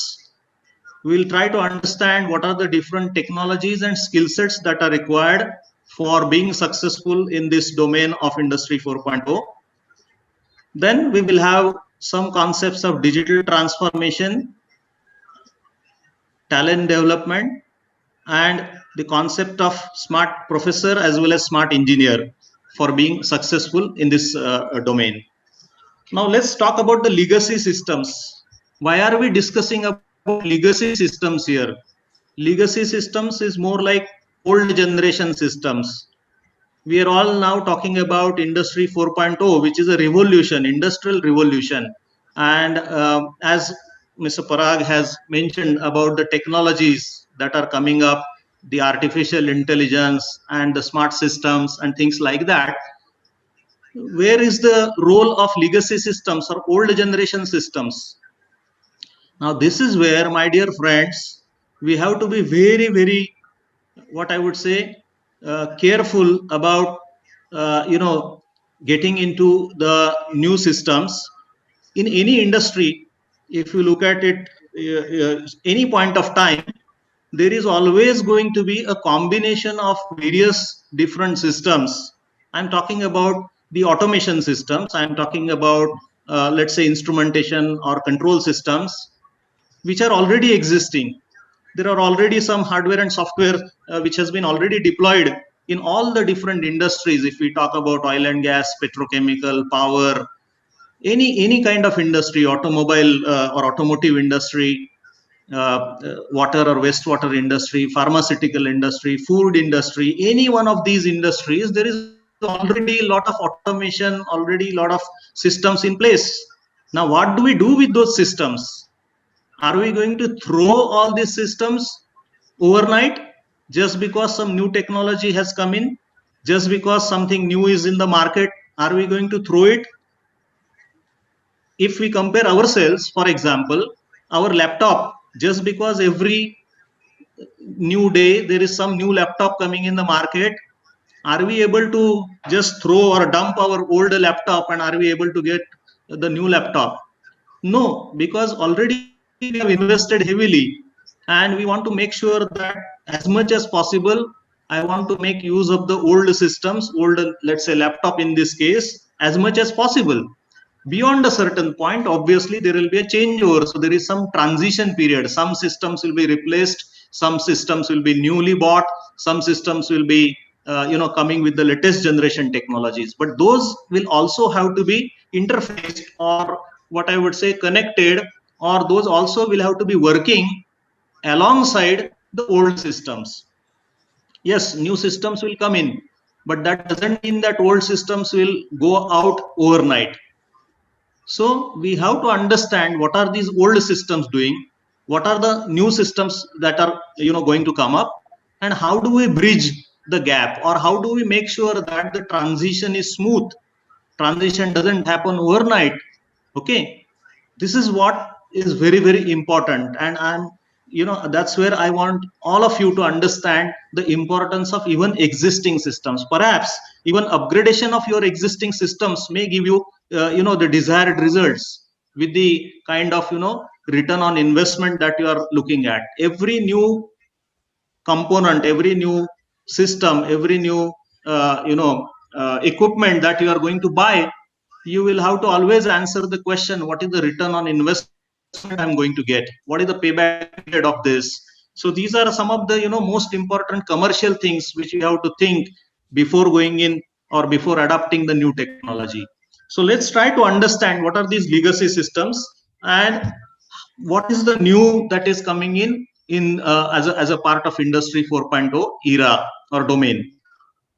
So if you look at the old generation, or I wouldn't say old generation as such, but today's scenario of automation, we have got various instrumentation and control systems. Let's try to understand the functionalities of these control systems, and then we will try to see, or we'll try to compare it with what is going to come up and what is going to be the position of this Industry 4.0 technologies in this hierarchical structure. So on your screen, you are looking at the very basic components, like you have the process, where you have the various process equipments, such as perhaps I've shown on the screen a reactor, a chemical reactor. On the right hand side, you are finding a chemical reactor which is a continuously stirred tank reactor. Likewise, you may have various process equipments in the field: a compressor, a boiler, a heat exchanger, evaporator, dryer, distillation column. These are some of the examples of the process equipment. Now, in order to get the desired results, that is conversion of raw materials to finished products of required quality and quantity, and in today's context, global competitive era, we have to also say that using optimum resources, conversion of raw materials to finished goods of required quality and quantity using optimum resources. This is what is the objective of any manufacturing industry. What are those resources? Resources are organizational resources, including human resources, capital, land and buildings, machinery, utilities such as power, steam, compressed air or instrument air, water. These are all the different utilities. Now, how do you make optimum utilization of these resources? That is what is going to make you competitive in this global competitive era or scenario. And that's where you have instrumentation and control systems which help to do that. So associated with every process equipment, you have various different sensors and actuators or instrumentation systems. So on the right hand side, you are also seeing a typical control loop where there is a temperature element, that is a temperature sensor. You have a temperature transmitter, a temperature indicating controller, an I2P, that is current to pneumatic converter, and a control valve. This forms the control loop. You also have some solenoid valves shown there. So these are called as the different inputs and outputs as far as the control system is concerned. These instruments, the field instruments, including the sensors and the actuators, they are the inputs and outputs for any control system. The control system, which is shown as a controller here, in most of the cases sits in a control room, and it has got a conventional rack-based structure. And that rack-based structure has got different control system modules, including the power supply, the central processing unit CPU, the digital input modules, analog input modules, and various combinations of these, of course, DI, DOs, that is digital inputs, analog inputs, digital outputs, analog outputs, maybe communication module. This is a typical hardware structure of a control system. Now, what we are more interested is in the functionalities or the software part of these control systems. Because apparently, if you look at the control systems, they would look very same if you look at the hardware part of it. That means the PLC, that is programmable logic controller, the distributed control system, DCS, or a hybrid control system, they would look almost the same. Even safety systems for that matter, which are used for fire and gas monitoring or control. So these type of system, the hardware part looks very similar, very common. Then what makes them different?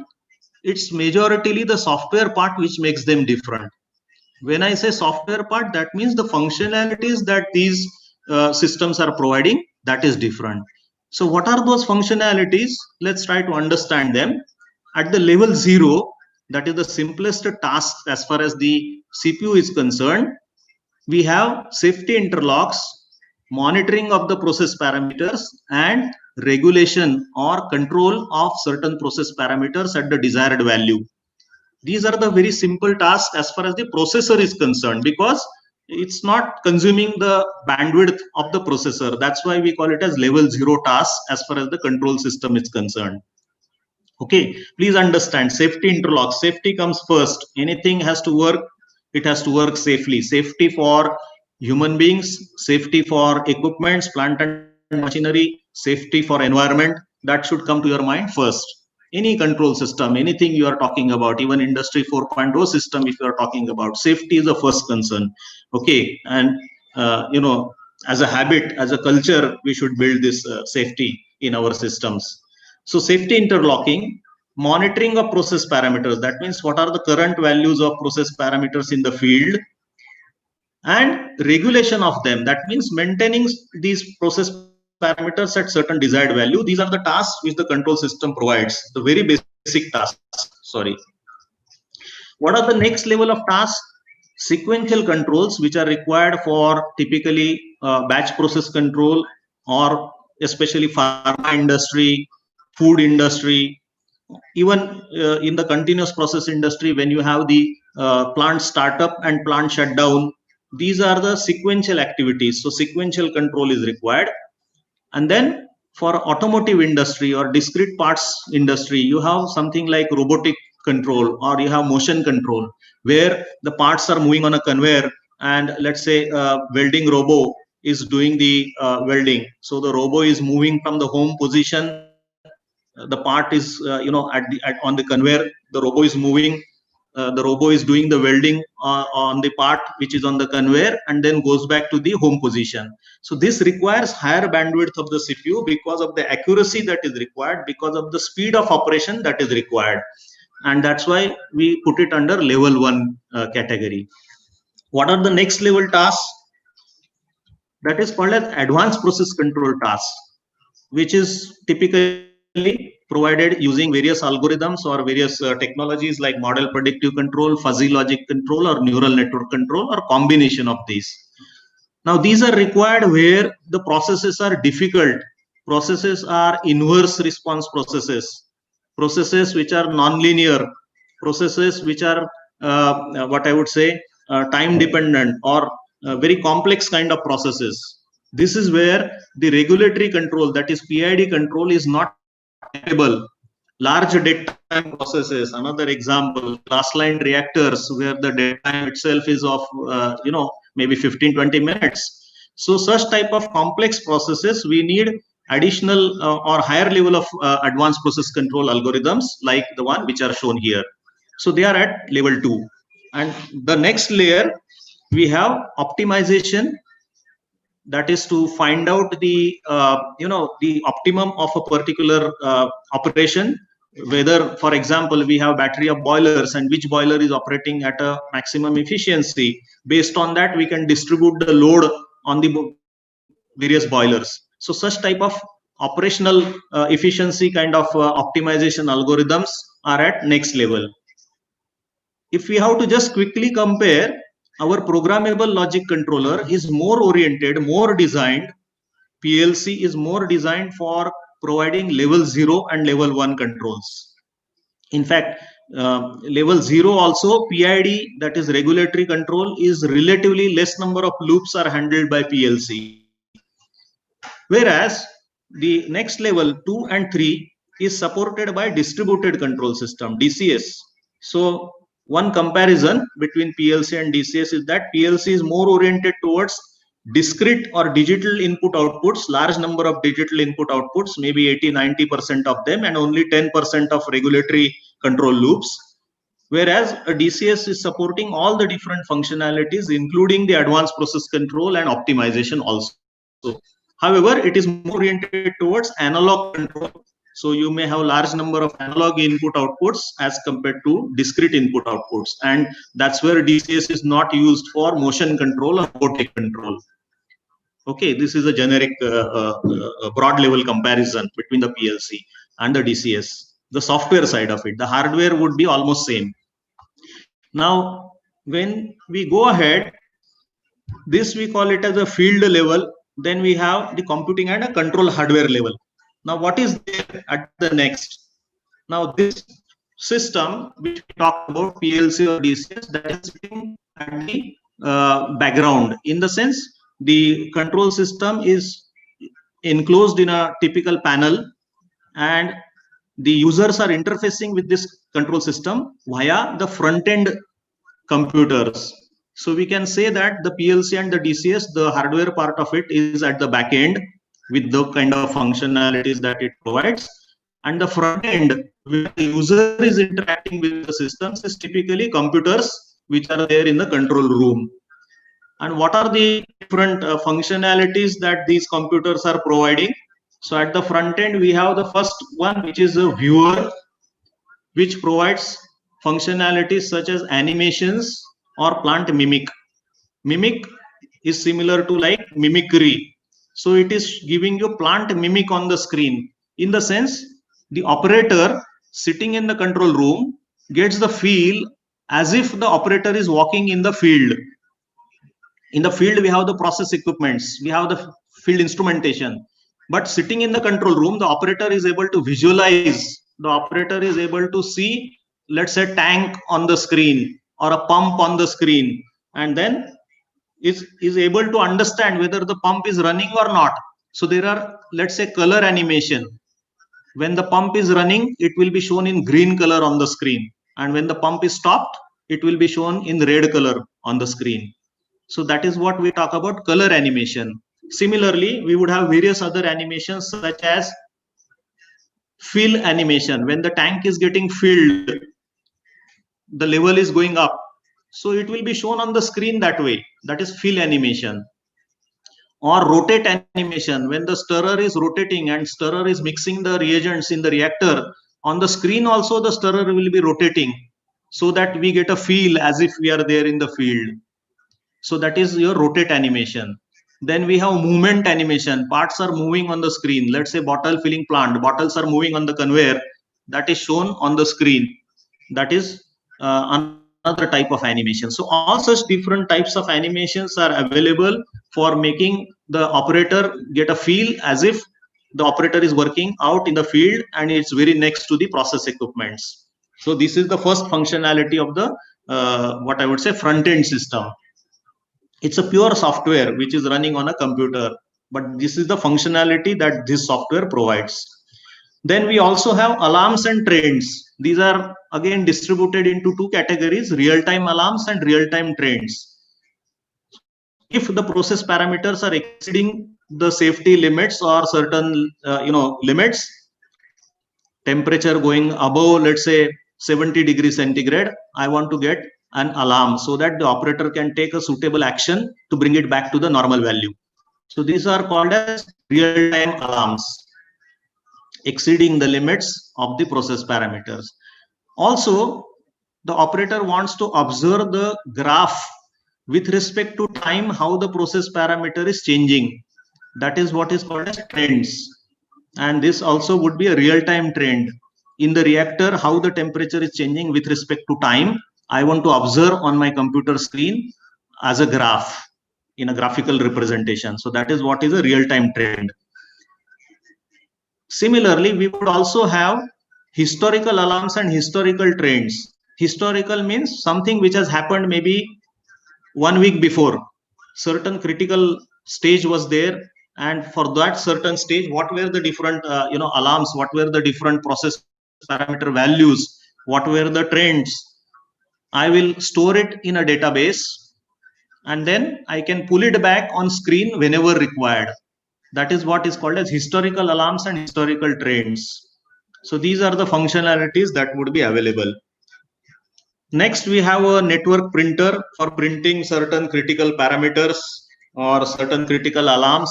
I want to keep a record of that, the physical printed record of that. Then we have something called as the workstation or engineering station, where we do the configuration of this entire system, the hardware as well as software configuration, setting the alarm limits, setting the access control. That means if you log in as a supervisor, if you log in as a operator, what kind of privileges you would have or you would not have. If you log in as a supervisor, if you log in as a manager, what kind of functionalities that would be allowed for you. That is what is called as access control, and that is defined at the engineering station or a workstation. We also have something called as the security settings. I'm not going to get into the details of that, but this is just giving you a broad idea about the functionalities that are available at the front end on various different computers which are there in the control room. And then we also have a backup server where there is a database. Maybe historian is also there, where large amount of data, when it is generated out of operations, that data is stored in the historian, and then that can be shared later with the other systems for analysis and decision making. So this is the overall structure of automation. So this is a plant-wide network. Now parallel to this, there exists an office automation network or office network. Okay, the network or the functionalities that we have seen earlier, let me just go back to the previous slide. These functionalities we call entire bundle of this, we call it as industrial automation system, which gives you the back end as well as front end functionalities, the one which we talked about. Okay, so that is industrial automation. Now parallel to this, we also have office automation, where all the office people, such as, let's see the people who would be connected via this office automation network. We have the general manager production, general manager marketing, general manager stores, general manager finance. These type of people, they would be connected over a network, and normally they would be using something called as ERP software, enterprise resources planning software. For example, SAP or Oracle. These are the two big names which are existing, which are the suppliers of ERP software. So they are using these ERP software, and they are connected via this plant network. Now, since they are dealing with the materials, since they are dealing with the production planning, it's in a what I would say fully automated system. We would have integration of industrial automation with office automation. In fact, there is a separate ISA standard, ISA, which is it's an organization which has got which has developed many international standards for instrumentation and automation. Okay, International Society for Automation, ISA, and ISA 95 is a standard which is titled as integration of industrial automation with office automation. So this kind of a seamless integration of these automation systems exists in a really good level of automation if it is executed in the plants. And likewise, this entire picture, what you are seeing on the screen, can be also there in another plant. Maybe same manufacturer has got multiple plants within India, outside India, and all of them would have a similar kind of a structure or automation system there. So those systems will be also connected together. Similarly, on the supply side, you would have your vendor. Let's talk about automotive industry. So in automotive industry, there will be tier 1 suppliers who also would have a similar kind of automation system in their plants. Likewise, you would also have a dealer and distributor network for an automobile company. So they would also have a network and a lot of users connected to that network, and that would be also integrated with this kind of a automation system. And that makes it a very, very, very large system and a very large data. In today's context, we call it as big data. That's where the big data is getting generated. Okay, so this is we are still talking about a conventional automation system, which is already existing. It's already there. Okay, so this is what is also called as a sensor to boardroom kind of a connectivity. Okay, shop floor to top floor kind of a connectivity. Okay, and that's where I already mentioned that you would have a head office. Maybe head office is also connected, your vendors are connected, your dealers and distributors are also connected. So this type of automation system is already existing. We also have something called as a manufacturing execution systems, MES.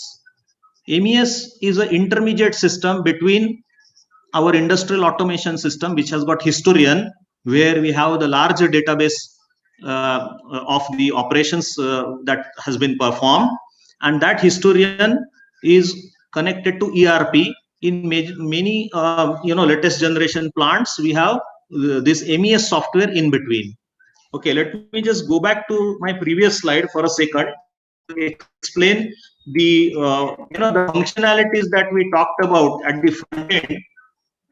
The functionalities that we talked about, these functionalities that we talked about at the front end, they are normally available as an integrated part in the DCS. Another difference between a PLC and a DCS is that in DCS, the backend functionalities that we talked about, level 0, level 1, level 2, level 3, these functionalities as well as the front end functionalities, these are built into one single system. Whereas in case of a PLC, programmable logic controller, you have to buy separately a software called as a SCADA software, supervisory control and data acquisition, SCADA software, to get all front-end functionalities. So in other words, we have a combination of PLC plus SCADA versus DCS.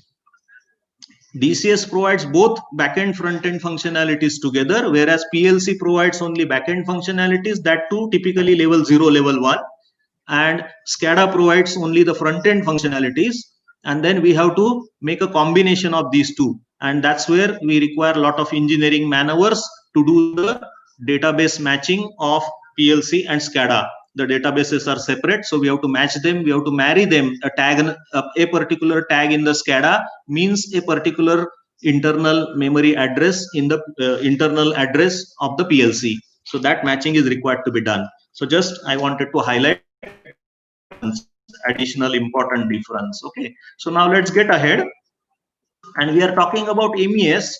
MES is an intermediate software what is called as manufacturing execution systems. It's a IT enabled tool for manufacturing industries. So it sits between the historian, that is industrial automation system, and the ERP system. And it's a, it's also called as middleware. As you can see, it's a software, but because it is in middle or in between of the industrial automation and ERP system, it is also called as middleware. And this MES delivers information for optimization of manufacturing activities, reports on the manufacturing activities, and it provides information on the production and the supply chain activities. So it's a very, very advanced tool, I would say, for doing the production planning, scheduling, also monitoring the quality and the safety of the operations, and then providing the information to the user to take decisions to make sure that you are operating the plant optimally. We talked about optimization of resources. So for that, this is a very, very important tool, and this is already existing in the industry. Okay, already, especially automotive industry, you will find that almost all automotive industries, they already have got a manufacturing execution system as a middleware installed between the industrial automation system and office automation system or ERP system. Okay, so this is what I'm maybe going a little fast because there's a lot of topics to be covered, so I might be going, some slides I'll be skipping a little fast. You can just observe them and note them. I may not be spending too much time on that. Okay, so it's a middleware, shop floor, manufacturing, database, and business layer.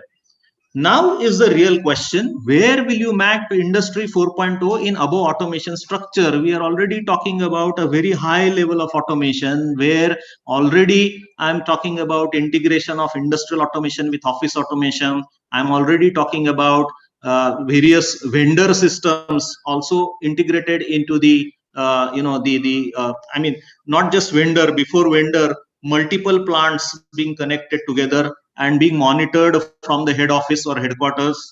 Then I'm also talking about vendors having the automation systems also integrated into this manufacturers automation system. I'm also talking about dealers and distributors. They also have got some networks and computer systems, and they are also integrated into this system. So everything is happening everything is integrated, everything is connected, and we already have such a high level of automation there. Then where will we map? Where can we say, where does Industry 4.0 come into picture? And I already said that we cannot throw all our legacy systems, whatever we talked about, all these automation systems, PLC, SCADA, DCS, hybrid control systems, field level instruments, actuators, sensors, it's already there. MES is already there. We just cannot throw this because some new technology has come in. That means we have to make sure that the new technology enhances the performance or enhances the functionalities that are provided by these already existing automation systems. And this is what is very, very important. Okay, to understand where does 4.0 is positioned, what advantages it offers, how does it get connected to the existing systems, that is very, very important. So let's have a look at that. 3.0 versus 4.0. So this, whatever we talked about so far, was part of Industry 3.0. Now let's talk about Industry 5.0, where, as I have said, the sensors and actuators, PLC or lower level control systems, SCADA systems, MES, ERP already there. Now we use Industry 4.0, which gives you functionalities such as cloud computing, big data analytics. We already talked about big data. We already talked about data being collected from entire network, including of vendors, dealers, distributors, and the manufacturer. So in other words, the entire supply chain is already connected and generating the data. That big data is being analyzed. And the most important part, that is machine learning and artificial intelligence. Unless you have these components into your system, we wouldn't qualify it as an Industry 4.0 system. Many times people confuse, and especially we have seen applications where instead of presenting the data on a laptop in a control room, if the data or if the reports or the dashboards are shown on a mobile, is been considered as industry 4.0 application. I'm sorry, I think people haven't got the right concept of industry 4.0 then. Anyway, apart from laptop, you also have something called as human machine interface, HMI, touchscreen HMI. So what is the difference if you are just adding mobile as one of the devices on which you can get the same kind of reports or same kind of dashboards that you are going to get on a laptop or on a HMI? Then there is absolutely no difference. We shouldn't qualify it as an industry 4.0 application, but somehow during this transition, many people are having a misconception that sending the data to cloud from these existing automation systems, maybe sending the data to cloud or using new sensors and using wireless networks and using what we call it as a gateway, IoT gateway. Using that, the data is sent to cloud, and on the cloud some application is built, or your mobile gets connected to that cloud, and then you are able to see the data or dashboards. This doesn't qualify, this alone doesn't qualify to be called as an industry 4.0 solution or an end-to-end industry 4.0 implementation, unless you have the elements, as I mentioned, that you are integrating the data from large networks, doing the analysis of that data, and most importantly, you have got an artificial intelligence built into it. That means the decisions are also floating out of the analysis that is done by the machines. The decisions also float automatically without the human intervention. That is what is the real crux of industry 4.0, and that's where we have to be very careful. And I'm sure Parag has already touched about it, and also many speakers are going to talk about it, the utmost care that is required when we are talking about machines taking the decisions. This is where human beings will be required. Now you try to map yourself in this context. There were a couple of questions in the earlier session as well, that where is the role for me, where is the role for human being? This is where is the role for the human being. Who is going to write this? Who is going to implement this? I will come to that little later, but this is where you have the big role to play. But let's first understand the difference between industry 3.0 and industry 4.0. Industry 4.0 is having the main focus of vertical and horizontal integration. That means within your plant, whether you are building additional capacities, whether you are building additional lines, whether you are trying to manufacture some of the components which are already outsourced. Okay, that is one part. Versus another way of looking at is multiple, the entire supply chain is integrated together. So that is vertical and horizontal integration.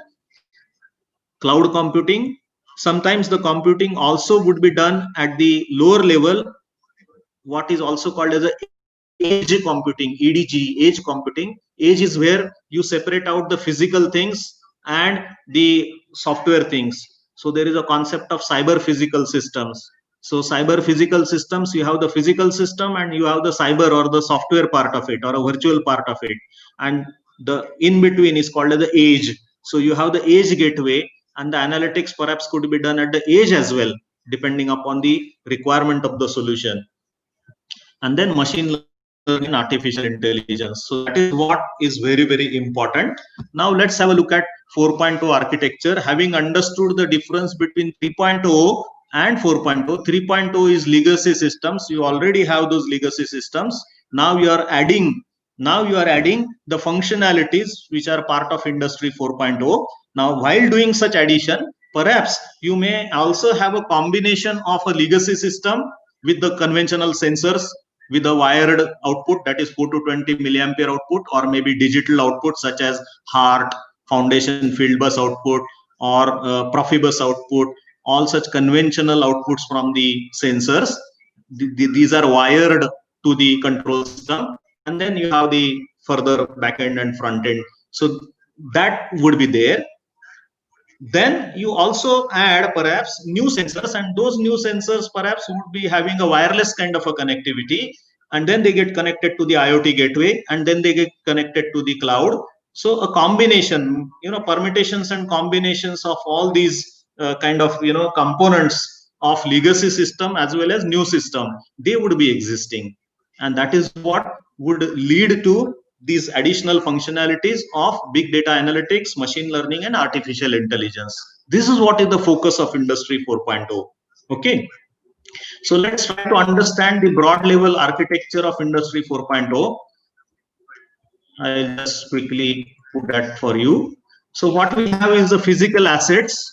We already talked about physical assets, the industrial assets that we talked about, that is a reactor, a compressor, a pump, or maybe a boiler, evaporator, distillation column. These are the physical assets. If you talk about home automation, our refrigerator or our fridge at home, our microwave oven, or our air conditioning system, these are all the physical assets. Okay, we have to also understand that the applications of Industry 4.0, I mean, that is more talked about as a IIoT, that is Industrial Internet of Things. This Industry 4.0 has got parallel names. People would also call it as IIoT, that is Industrial Internet of Things. They may also call it as a smart manufacturing or a smart factory or a digital factory or digital manufacturing. These are all synonyms. These are all similar names basically. So similar kind of applications would exist in a home environment also, or office environment also.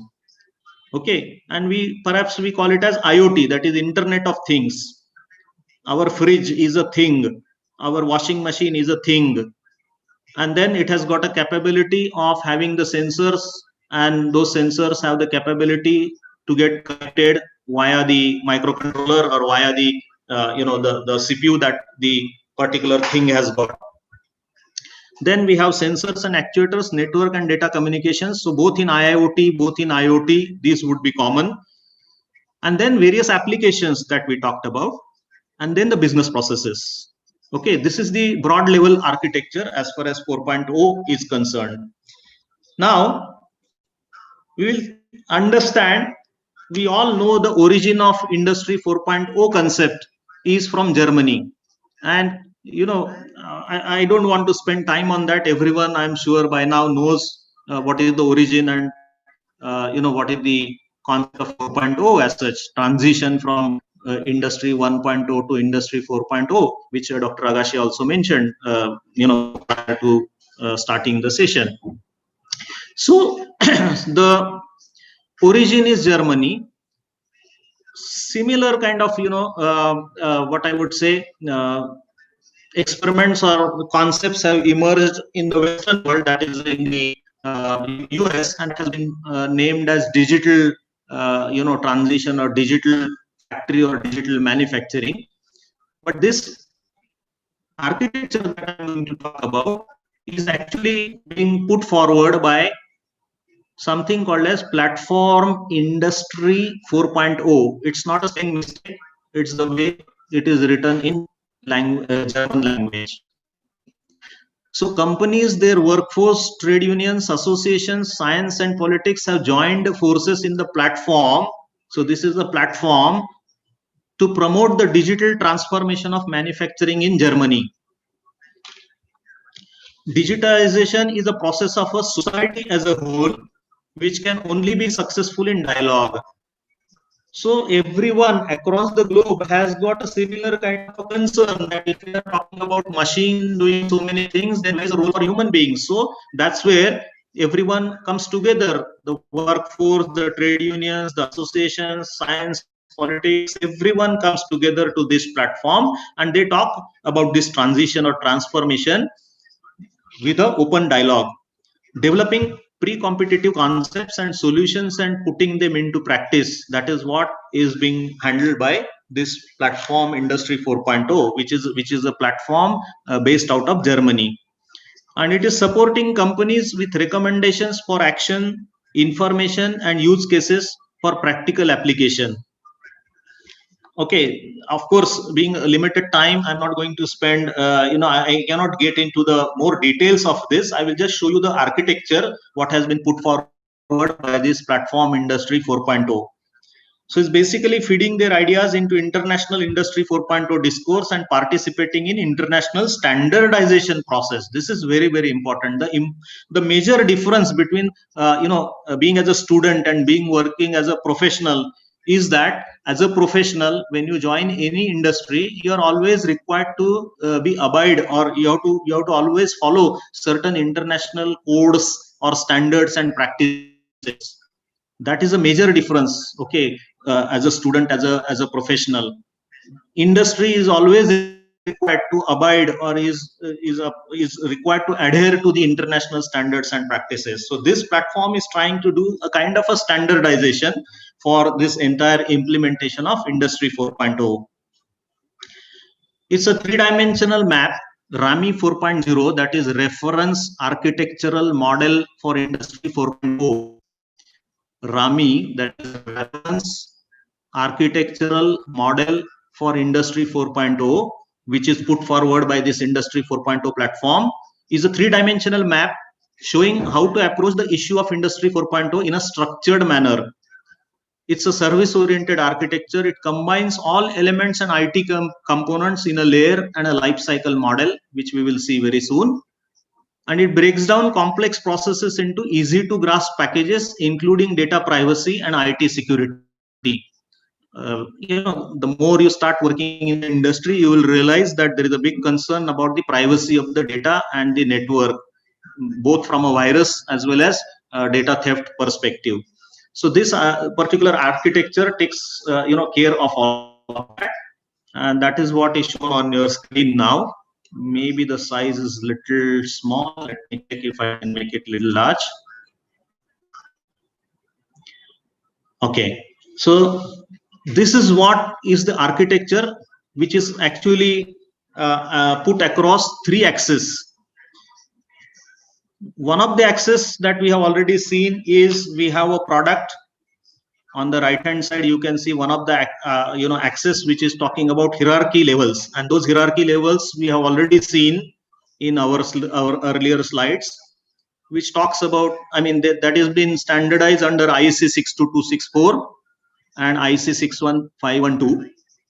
And we have already seen the hierarchy levels: product, field device, control device, station, workstations, enterprise, and then connected world. The other two axes are important. The axis talks about life cycle value stream. Any product, for example, a motor is being manufactured, any product, it goes through this life cycle value stream, which is mapped under IEC 62890. So you have a cycle where the conceptual design starts, then there is a development, then there is a prototyping. The prototyping is tested in the field, so we have some usage of that, and then based on that data, again redesign or modifications to the design are done, and then it is released for large scale production. Then you have large scale production, again that is being deployed in the field, and in the field again, while you are doing the operations and maintenance, large data is generated. So that is all integrated together as a part of this axis. And then the third axis talks about the layers.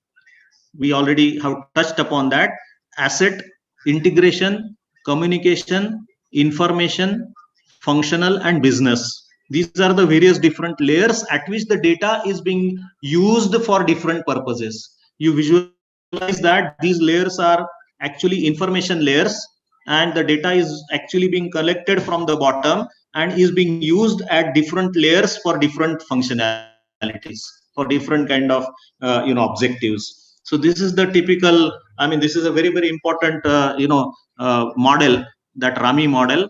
You can go to visit their website, actually, Platform Industry 4.0. If you Google search, you can visit the website and you can find many articles also there, how Industry 4.0 is being developed, how it is being applied, what are the use cases, many things, technical as well as maybe some information related to the investment, return on investment that people are getting, all of that would be available on this particular website.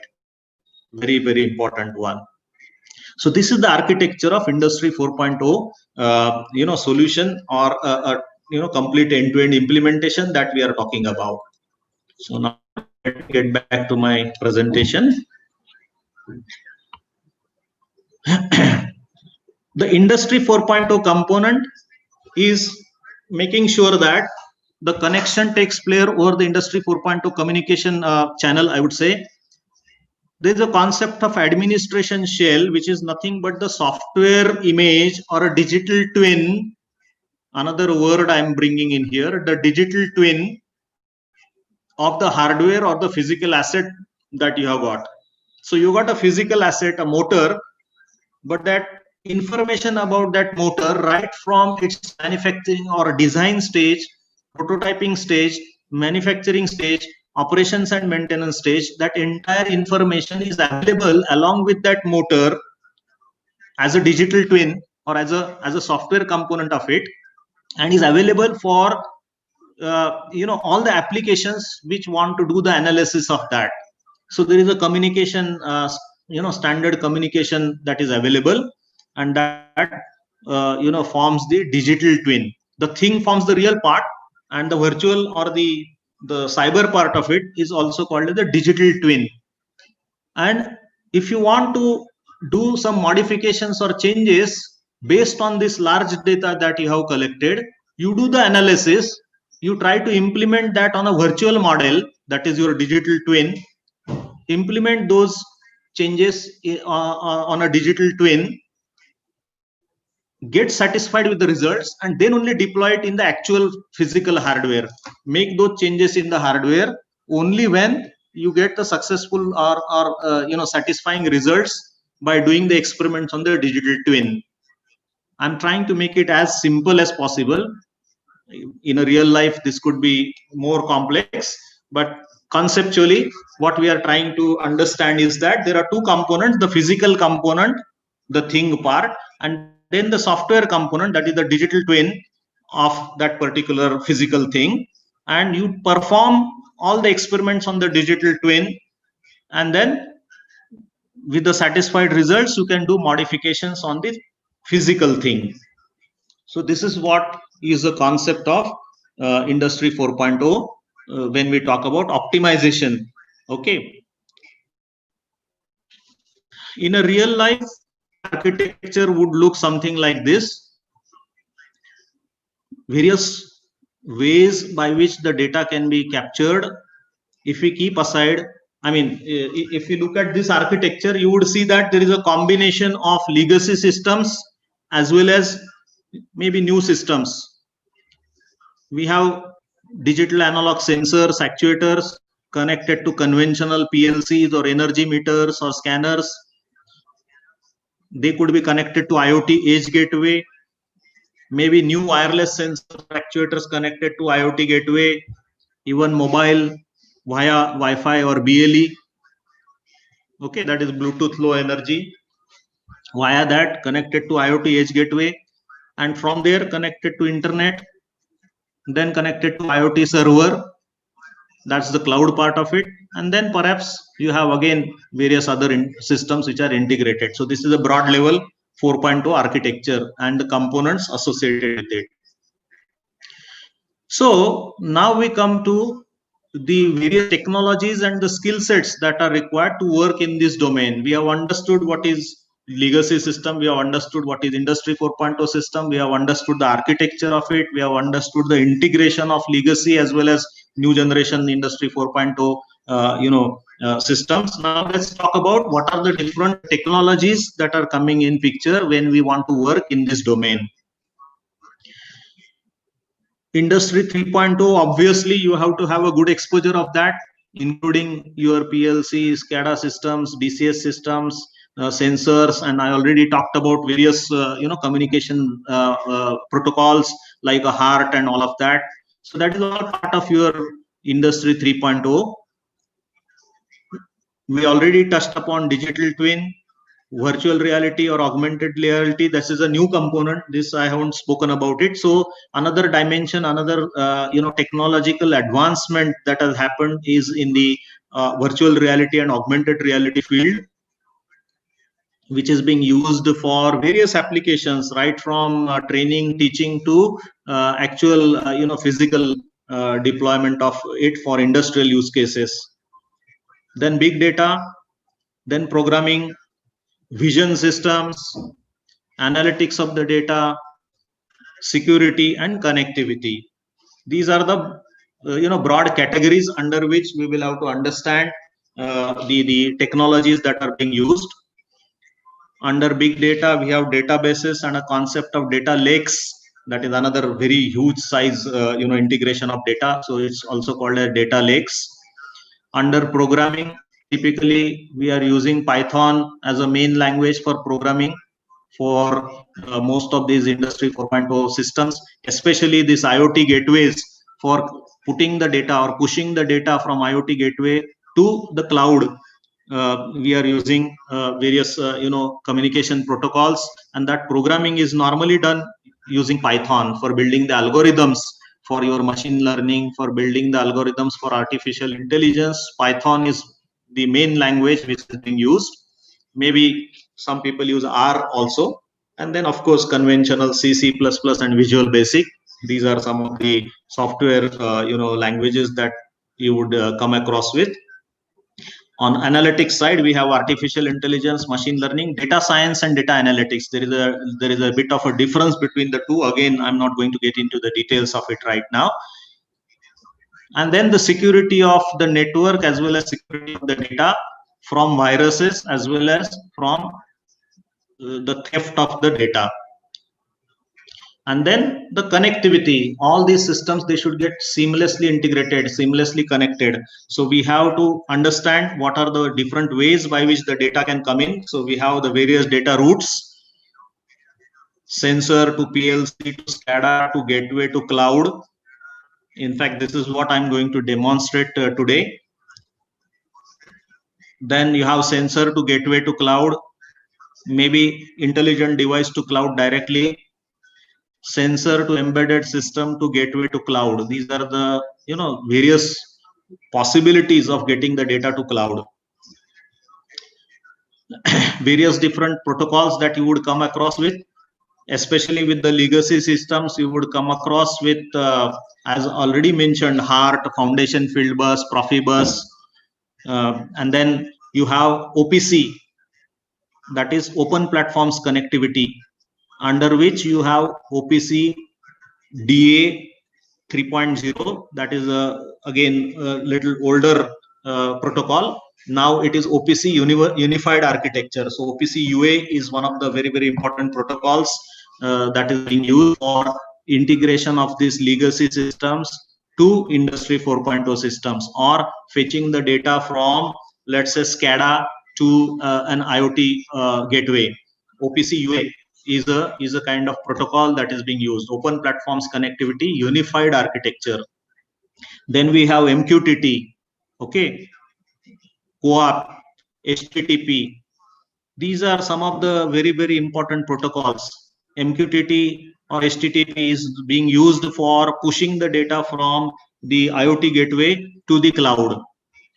So we will have to have understanding of all of this. What I'm trying to highlight is the skill sets that are required for working in this domain. Okay, some of the very, very important things which you will have to think about. Then we also have a it's like wireless technologies. It's like opening up a Pandora's box. So many wireless technologies: Wi-Fi, BLE, LoRa, Zigbee, NB-IoT.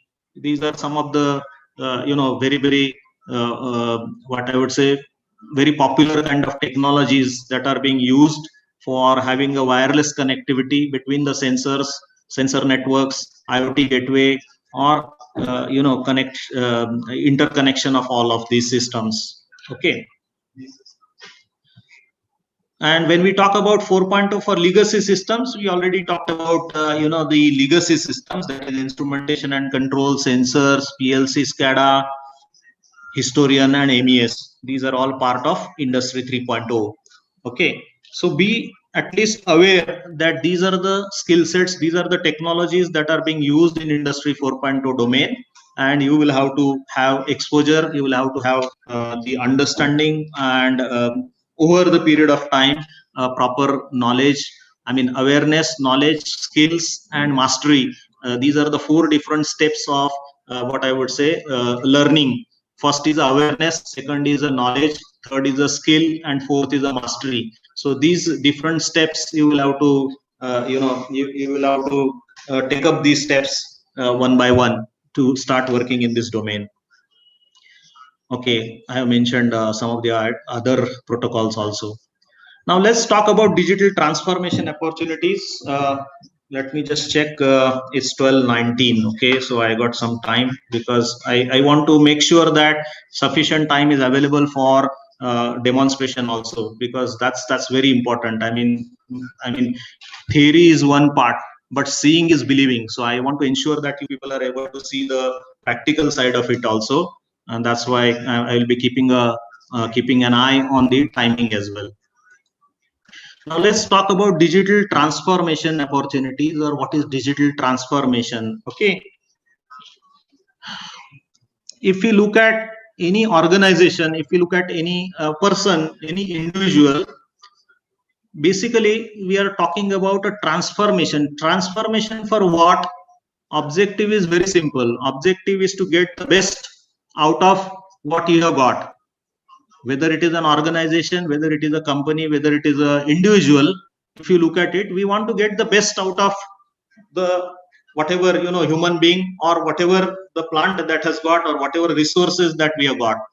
So we are talking about this transformation. And why transformation? Because we want to sustain, or we want to survive in this competitive era.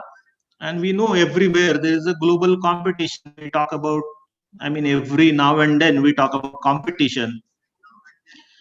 Okay, in a global village, to survive, to excel, to grow, we have to have a kind of a transformation happening every now and then. I mean, earlier generations, perhaps the transformation, the speed was less, but now we know how the technology is changing, what is the speed of change of technology. So we have to adapt ourselves.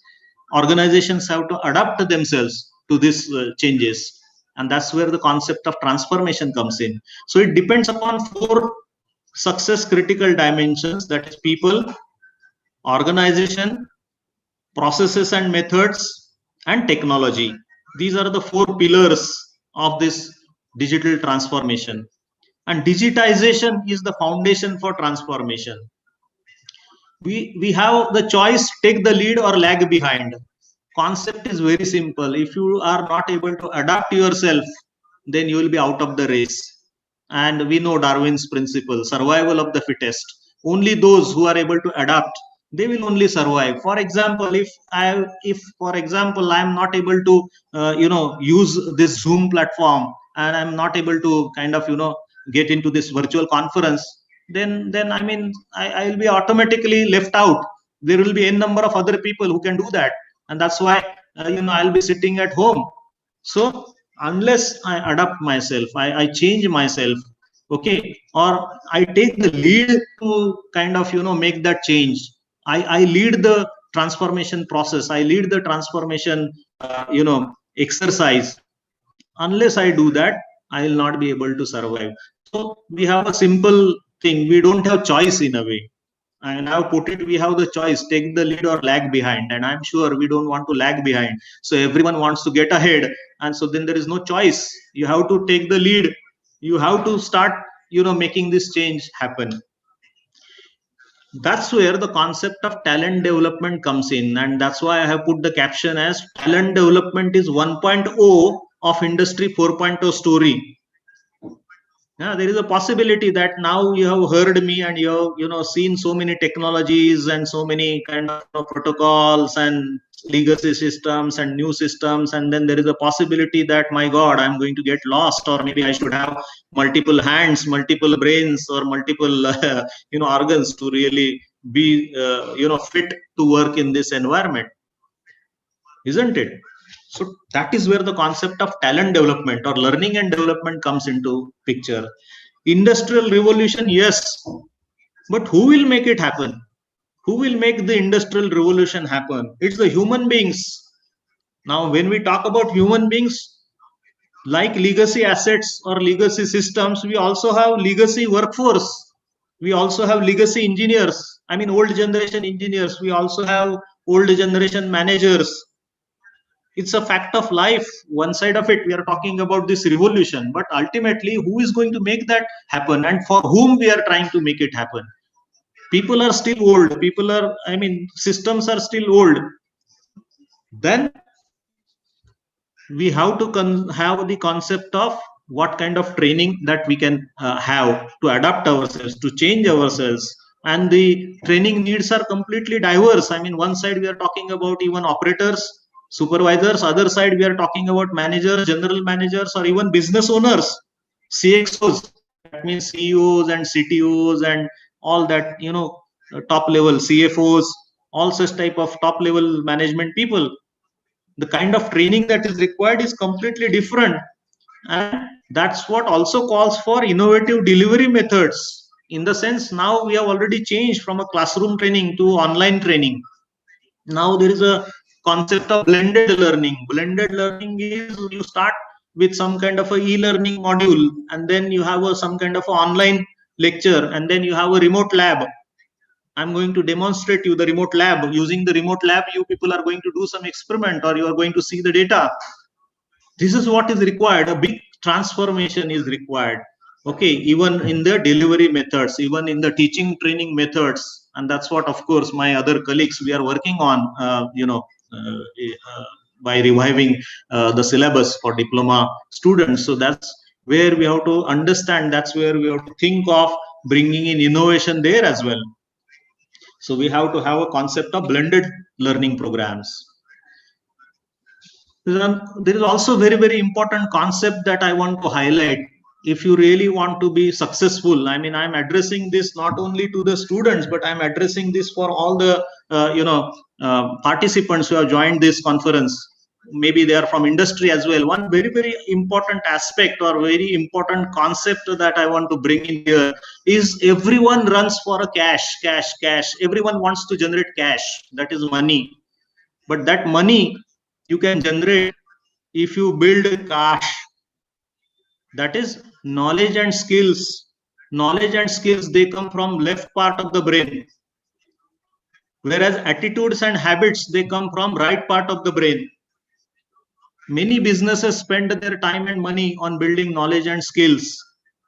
But equally important, because most terminations and business failures are due to weakness in the right half of the cash box, that is attitudes and habits.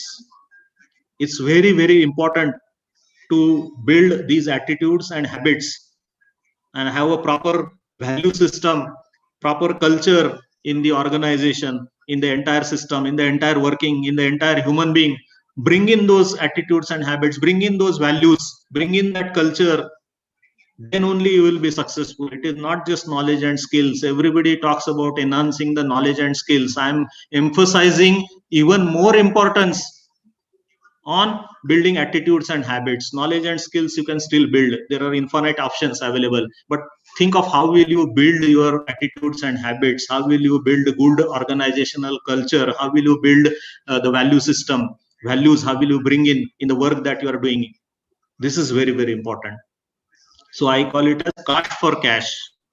That is knowledge and skills, attitudes and habits. Build them, and then you will generate a lot of cash.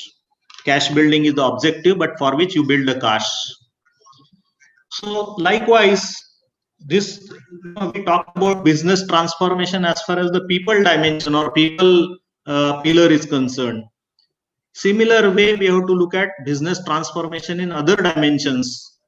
The process and methods dimension, we have a lot of software that is available. There is not one tool to meet all the requirements. A larger set of tools that are available, and then selecting the right tool is a real challenge, I would say, for matching of the specific requirement.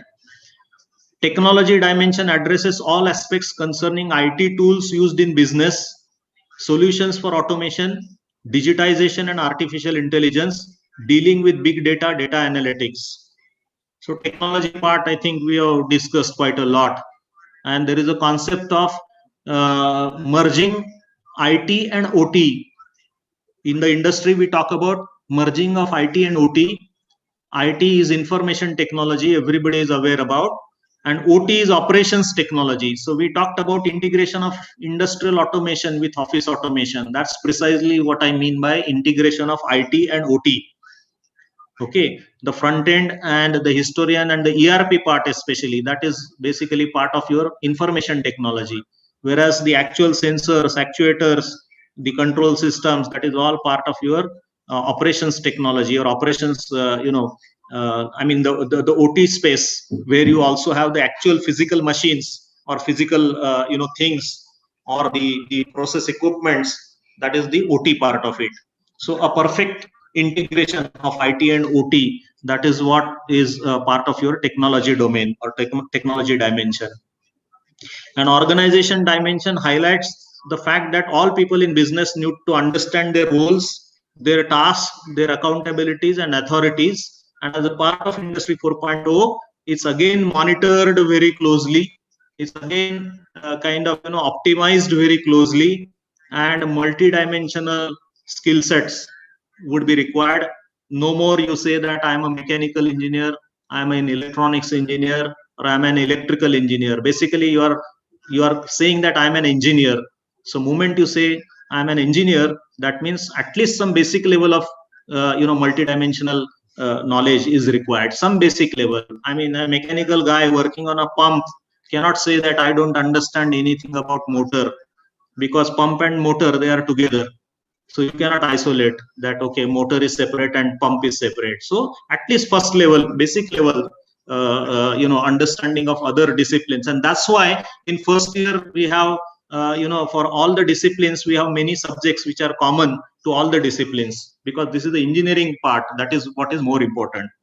And Mr. Parag also highlighted that, the engineering part is very, very important. The basic domain knowledge, whether when you are working in a steel industry, whether you are working in a food industry, working in oil and gas, petrochemical, power, the basic domain knowledge is very, very important. If that is strong, if the foundation is strong, then you can build the tall building on the basis of that engineering background or the domain background, domain knowledge. 4.0 is a higher level application that you are building in, but that application you can build if your domain knowledge is very strong. I will just skip this. I think time is limited. Let's now quickly get to what is a concept of smart engineer, and then let's get over to the actual demonstration. So I have just skipped one application example. Already we discussed some part of this, the smart engineer concept, what it is, how it is. Let's quickly understand. Some points have been already covered, but this is more oriented towards the final year students, I would say, or students in general, perhaps even those who have joined industry and between, let's say, first 5 years of their career. For them also this could be useful. So what are the objectives of a typical fresher? If we start from there, you are just coming out of college. I'm sure most of you have got the objectives like, I want to have a good starting job, unless of course you are going for higher education. Maybe diploma students want to go for degree students want to go for post graduation, whatever that is. But otherwise you have like, I want to have a good starting job, I want to get good real life experience, build my long term career, and then I want to ensure that there is a personal growth in terms of money, position and empowerment, and a good recognition in the industry and society. So wherever I'm staying, people know me, they recognize me, okay, such and such person is working for such and such company, doing such kind of a job. So it's a recognition. This is a very, very natural kind of objectives for any freshers. What is the starting point? We have degree. I mean, in your case, perhaps diploma, degree, whatever you call it as, is a passport. But for travel, is the passport good enough for foreign or international travel? passport is just one of the documents, important one. But apart from that, you need visa, you need hotel bookings, you need many other things, isn't it? Maybe a lot of logistics you have to think of. So just a passport is not good enough. Likewise, you think about it that your whatever degree that you are getting is not just a single document that is good enough. Why? Because you are required to make a difference in the crowd. So how do you differentiate in the crowd? This is very, very important. When I say crowd, that means suppose you are a mechanical engineer or a electrical engineer. Like you, there are hundreds of other mechanical or electrical engineers who are in the market with the same kind of a degree, maybe same certificate in the hand. Everybody has got a same certificate. So how do you differentiate? How do you get a job when there are hundreds of other similar kind of candidates who have come in there? Now there is also a big competition from science graduates because of majority or a large scale, what I would say, migration of engineers to IT field.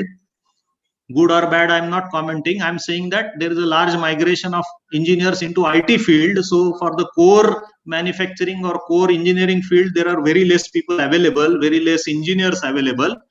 That's why now many companies have started training BSc graduates. And I've seen one company where there are more than 2,000. I'm talking about more than 2,000 science graduates. That is BSc botany, BSc zoology, BSc mathematics, BSc physics. These type of graduates doing engineering job, operations and maintenance job in a large scale manufacturing plant. Nothing wrong in that. I'm not saying that it should not happen. In fact, it is good that they are getting a good opportunity to work in this field. But what it means is that for you as engineers, there is a competition from science graduates also. How are you going to stand out? How are you going to differentiate? And every now and then people talk about degradation of level, where I have I'll keep my fingers crossed. Whether it is really happening or not happening, it's a point of debate. But people are talking about it. So how are you going to differentiate in the crowd? This is very, very important. And now this we are talking about a starting point. But what about when you join the organization? Once you join any company, organization, there also there is going to be a competition. Maybe 50 graduate trainees join. Now out of that, maybe 10 will be promoted next year or next to next year as supervisors. Maybe next to that, 2 will be promoted as assistant managers. Maybe 1 will be promoted as manager. So this competition is going to be lifetime. Lifetime, how are you going to think about making a difference in the crowd? It's not just about getting a first job. It's about throughout your career, you have to differentiate. You have to do some value addition. You have to be, all the time proving that I'm giving better return on investment when somebody has employed you. Or if you're becoming an entrepreneur, fantastic, great. Then you think about the same way when you have employees for you, working for you. What is the best that you are going to get out of them? How are you going to, differentiate? Very, very important. So what is required for doing so? I mean, one side of it, I'm just telling that, yes, this is required. I mean, you need to differentiate. But then what is required? How do I do that? That's where the concept of special skills, the technical, soft skills and commercial acumen, these things are going to be very, very important. And what are those technical skills? Subject matter expertise, computer savvy, use of latest tools, professional knowledge, and then most important point, that is international standards and practices. I already told you that you have to have the exposure of international standards and practices. Industry has to abide, industry has to go or implement, or they have to work according to these standards, codes and practices. So you have to acquire the professional knowledge about it. That is the difference when you come out of the institute and start working in the industry. And then multidisciplinary knowledge, which I already talked about, right? Another difference is documentation and version management. This itself is a big subject. Okay, we are absolutely not given any exposure normally in the institute. Obviously, the reasons are different, and we have so many other things when we think of designing the curriculum or syllabus. I'm also part of that, so I know what are those limitations in terms of the subjects and the hours and other things, but this is not being covered in the academic institutes. Whereas when you start working in the industry, you will have to have a large focus on how do I keep my documents, what is the version management of it, how am I going to follow the ISO procedures, standard operating procedures, SOPs, or documentation procedures in my organization. That's what comes under technical skills. And then various quality tools like Six Sigma, 5S, and lean manufacturing and things like that, which falls under quality tools. So you have to have some exposure of that. Under soft skills, this is a very big area where we need a lot of improvement. Report writing, email writing, teamwork. I mean, email writing and report writing, very, very important. Unfortunately, this is one big area where everyone needs a lot of improvement, and this is a continuous process. Even today, I would say I also keep on learning about new ways of writing emails or report writing and things like that. Day by day, the concepts are changing. Teamwork, self motivation, interpersonal communication, presentation, etiquettes, self confidence, interview techniques. I have kept it especially for freshers. These are some of the soft skills that are required. I'm rushing through it. The focus today is little different. The focus is more on the 4.0 side, but I am just trying to highlight that to get there, you need to also understand what is the transformation that is required at your end. And another important parameter that I'm bringing in here, important point I'm bringing in here is at least some basic level of commercial acumen. Engineers are allergic to commerce, very unfortunate, but you must know at least some very basic rules of the game, some basic business principles. What is the concept of profit and loss, balance sheet, payback, return on investment? At least some basic commercial acumen has to be there if you want to differentiate, if you want to move up the ladder very fast towards within the organization. Costing, concepts of costing, techno commercial evaluation, how do I take the decisions, make or buy decisions. These are some of the things which are required to be covered. So smart engineer is to make sure that you build a long-term career, and then that vision is like first job as a starting point. Have patience and hard work, ready to work anywhere in the world. Many of our students, especially from the rural areas, I would say majoritarily, they are little bit afraid of working in the metro cities or working outside India or something like that. But believe me, I have studied my up to first standard to 12th standard. I have studied at a district place called as Ratnagiri, famous for Alfonso mangoes. Yeah, I've done up to 12th standard. I've studied at Ratnagiri in Marathi medium, and then so far I have traveled to more than 15 countries for business as well as maybe personal purpose also, and absolutely nowhere I could find any problem. And many times we think that we are weak in English, but that's not the case. I mean, we are reasonably good. I mean, there are many other countries, there are many other people in the world who don't have fluency of English. They are not comfortable with English. So don't be afraid, and be ready to work anywhere in the world, and you will conquer the world. Follow the values in life and differentiate in the crowd. That's the vision for long. I'm going to skip all of this now. I'm just going to jump directly to the practical demonstration of these technologies now. So thank you very much, and best wishes for your Industry 4.0 journey. At any point of time you need any guidance, any help, please be in touch. My mobile and email will be available with the organizers, and you can always be in touch with me. Thank you, and best wishes for you all. Couple of questions I will take, and then straight away jump into practicals. Okay, sir. Yeah, because I want to ensure that there is a continuity. So once I switch over to practicals, perhaps we will lose that continuity. So any questions, I'll take that and straight away jump to the demonstration. Yes, sir.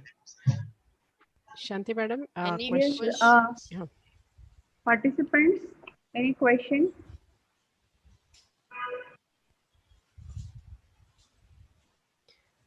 I think sir explained very well, so Really. there is no question. Sir, there is one question. Can I Sure. ask? Sir, you are talking about that digital twin. Even Right. Mr. Parag also explained about digital twin. So, is it like in the embedded system, we do the simulation of a particular program on Kyle software, and then once assured that this practical or these things are getting simulated, and then we start remove that or download that file in actual circuit, and we test it. So this digital twin is something of this sort. So that idea I just want Absolutely to. right. Yes, absolutely right. I mean, you have said it absolutely right. So it's not that every component of Industry 4.0 is something like, which is totally new or innovation or something like that. Even Right. I talked about this in our distributed control system. I spoke about advanced process control, that is model predictive control. Now, what do you mean by that model predictive control? You are building a model of the process. That model can be built using your first principles, that is you're writing down the mass balance and energy balance differential equations, or you can generate the model out of the data. Once you start operating the equipment, you generate the data and you learn from that data and build a model, or you have a combination of both black box and white box model, and then you use that for doing some kind of a simulation, or you also simulate the process. And the DCS, you have a functionality called as pseudo random binary test, PRBS test, using which you can do the model of the process also, and then you can offline do the testing of that your control algorithm or control tuning parameters, and you do the offline simulation of the process, do the tuning of the PID or tuning of the model predictive controller parameters offline, and then physically deployed. So to some extent, we have already kind of seen this kind of a digital twin concept.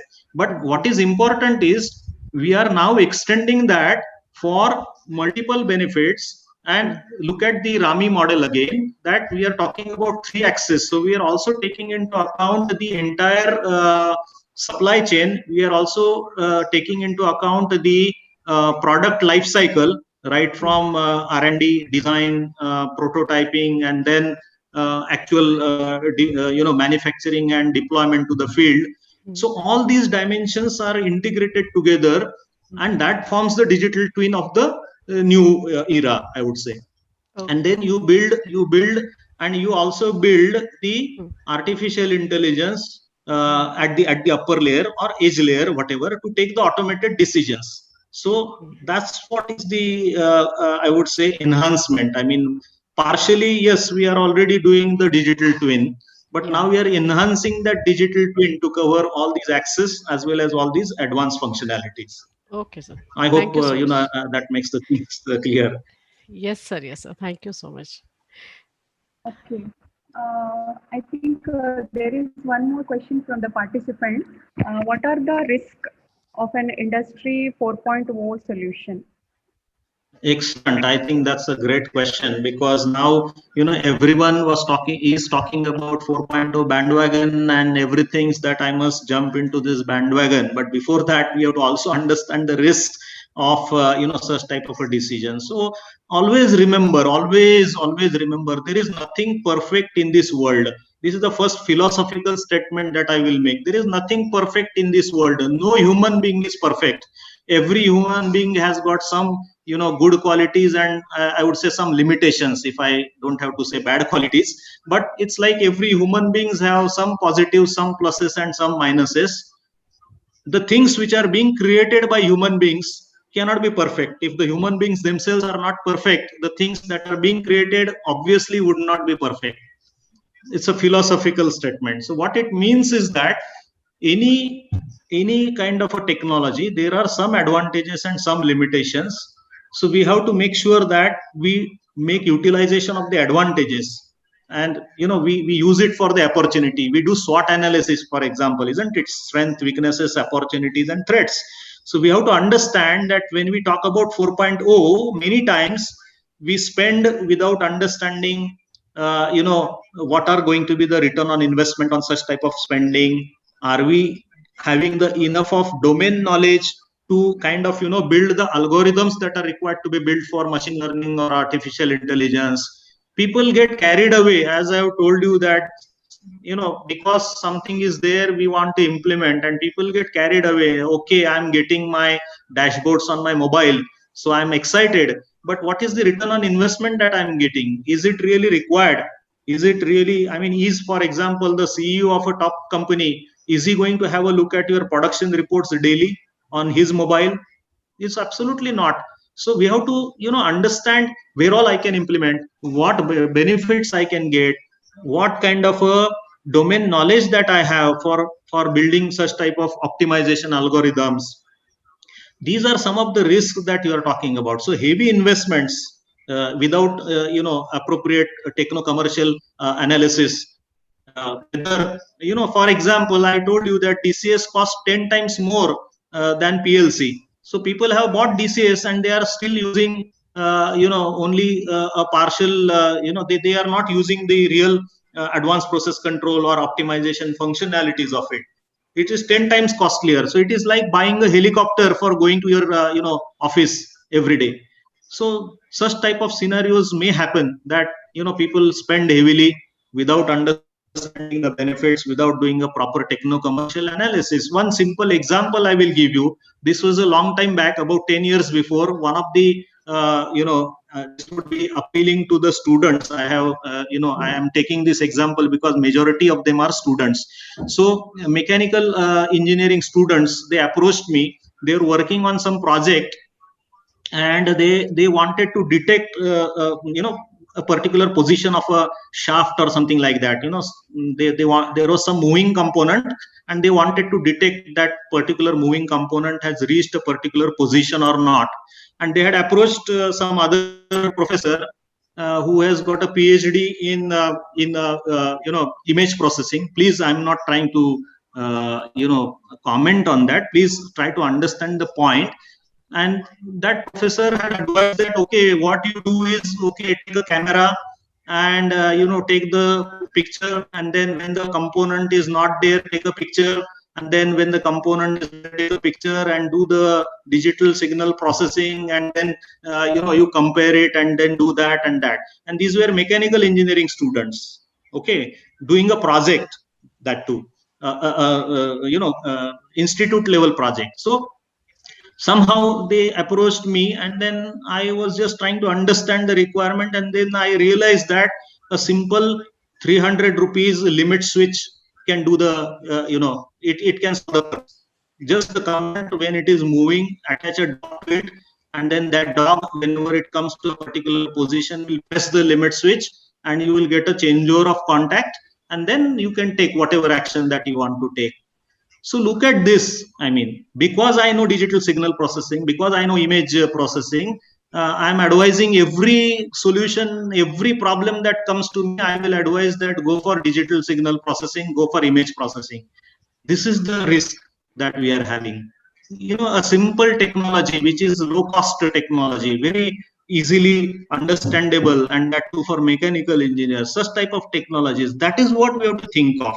Don't get carried away by everything that is happening around. Yes, you must be aware, you must have the knowledge, you must have the skills, but that mastery, this is what is the mastery that I'm talking about, that where to use what and how to use that. That, unless that is being understood properly, if you kind of jump into it, then you are going to burn your fingers. Many industries have burned their fingers, many assets, many investments have remained unutilized, and people are spending less on training, teaching, and they are spending more. I know many industries where lot of equipments have remaining idle, or they are not using very high maybe 30 lakhs equipment, just because the cable has broken and the connector is of different type, and that is not available in Indian market, and that cable costs 40,000 rupees. And that's why that 30 lakh equipment is being kept idle, because I cannot keep on changing the cables every now and then, because the cable costs 40,000 rupees. So such type of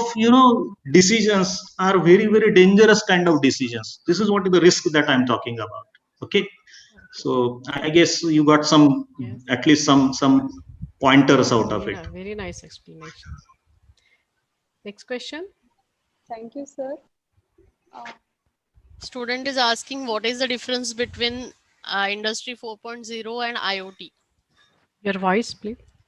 Hello. Okay, I got the point. Yeah, I got the question. IoT is a backbone for implementing Industry 4.0 applications, if I do put it that way. IoT is Internet of Things, is more applied towards, as I said, home automation or domestic kind of applications, whereas Industry 4.0 is specifically more for the industries, as the name suggests. So it is called as an industrial Internet of Things. So in a way there is not much of a difference, but if you have to look at it, some of the IoT components, that is the gateways and the cloud and all that, are common in IoT as well as Industry 4.0. Okay, Thank you, sir. Yes. One more question is there. Does cloud computing and AI suffer from some kind of internet bandwidth limitation? that's an excellent question. That's a great question. Excellent question, Karthik. Nair. Yes, Karthik Nair. Yes, that's really excellent question. Yes, definitely yes. Obviously yes. Cloud computing and AI that's where the concept of edge computing comes into picture. For certain applications, please understand the some of the functionalities that we talked about, that is safety interlocks or this regulatory control. These things will have to be local. These will have to be very next in the plant itself. They cannot be on the cloud. You imagine, for example, that somebody presses the emergency stop push button of a machine, and that's sensor signal goes to cloud, and then the actual tripping happens. There is going to be a delay, and there is going, even if the bandwidth is fantastic. I mean, you talk about fiber cable now, you get a bandwidth, still it is dangerous, or it is just not allowed from a safety perspective, that emergency stop push button, that sensor signal goes to cloud and the control happens from the cloud to trip the machine. So you have to sort out the priorities. You have to make sure that the controls are local, the safety part is local. Yes, the artificial intelligence part, that means the decision making part, which is impacting for the long term, it is not impacting for the next moment. Okay, in a typical industrial automation, we talk about loop execution time of, let's say, 500 milliseconds. In a DCS, we talk about loop execution time of 500 milliseconds. So if we talk about milliseconds, that's typical industrial automation system. Whereas if you talk about artificial intelligence or cloud computing, this would get into, let's say, 5 seconds, 10 seconds, something like that. So we have to understand that certain functions or certain functionalities will have to be done at the local level. That's where even the computing perhaps maybe have to be done at the edge level for certain decisions. Whereas for certain long-term decisions, that what should be the, for example, my production plan is so and so, now how do I change that production plan, which is for next 1 week, or let's say next 1 month. Such type of decisions would come from the cloud, and that's perhaps your AI algorithm can be on the cloud, right? So I mean, to answer your question, definitely yes, the cloud computing or AI would definitely be dependent on the internet bandwidth, because we are putting that way. But if you are putting the same algorithm in the AI device, which is very next to the let's say the local controls, then this problem will be solved. There may not be the internet requirement as such. But good question, very good question. Okay, we'll take the last question and then we'll switch on to our demo. There is what time is really stretching. Yeah. So what are the types of businesses in this industry? So I think, sir, back to you, because already it has been explained. But all. Yeah, sir, it is already explained. All, yes. Yeah, it's all Every segment all the businesses, of the slide. businesses that you are seeing in the industry 3.2 scenario, same kind of business exists. In the sense, of course, you can think of a business in terms of building these algorithms. or deploying these industry 4.0 solutions, which is a new kind of a business. But otherwise, you have all sort of like, right from product manufacturing, product design, manufacturing, integration, system integration, and operations and maintenance. All conventional opportunities are existing in this domain as well. Yes, sir. Now I think it's time for our demo session, sir. Should we go for it? Yes. Yes, sure. Because I am going to, I will need some time. Couple of minutes to do the preparation. I'll be logging in from one more device. Yes, sir. And then of course, I'll show the demonstration from there. Perhaps I will, if required, I may log out from this laptop. Sure, sir. Let's see Okay. if the bandwidth problem is there. For 1 minute. Yes, sir. Akash, madam. Yes, sir. Please. Yeah, till our speaker gets ready with the demo part.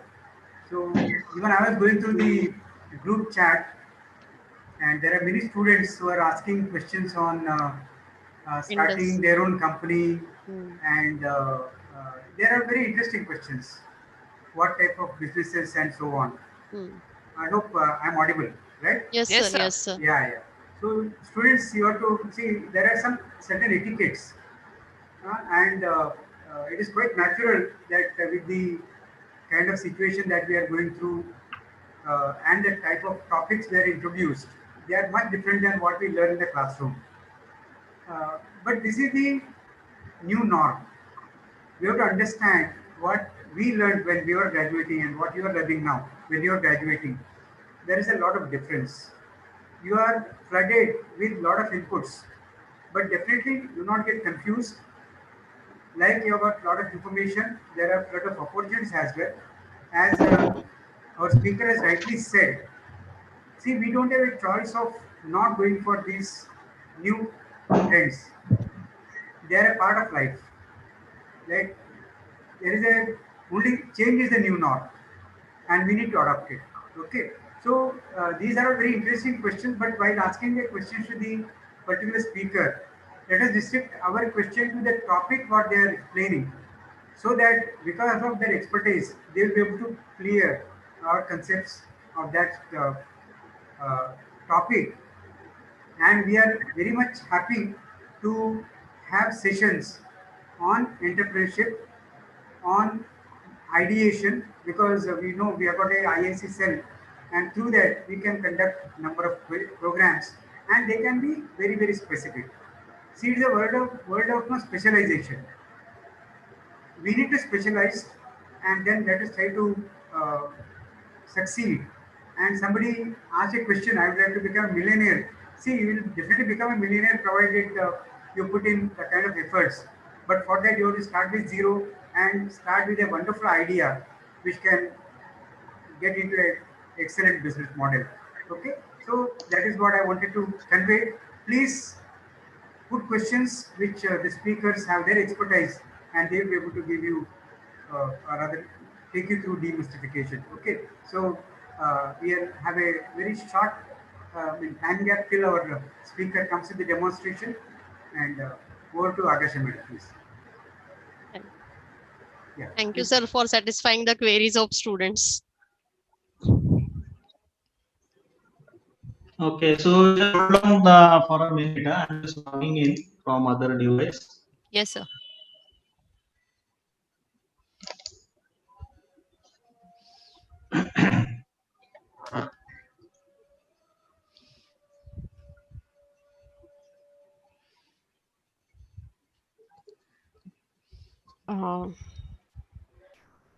In the meantime, perhaps I can show the systems that are available using another login that I've got. One sec. Let me just make the camera on. Let me see. Okay. Are you able to see the panel? No, not yet. In one of the windows, participants windows. Okay, just one thing. Just one second. What I will do, I will. Yeah, we are able to see that panel. Share my. You are able to see the PLC panel? Yes, sir. Yes, sir. Let me also check if I can get it here so that everyone is able to see that.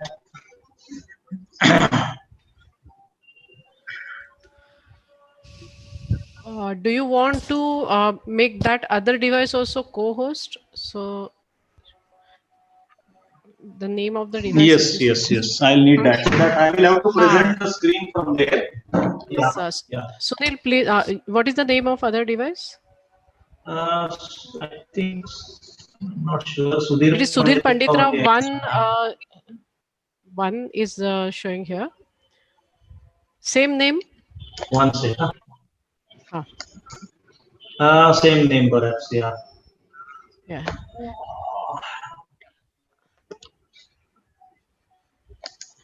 One second.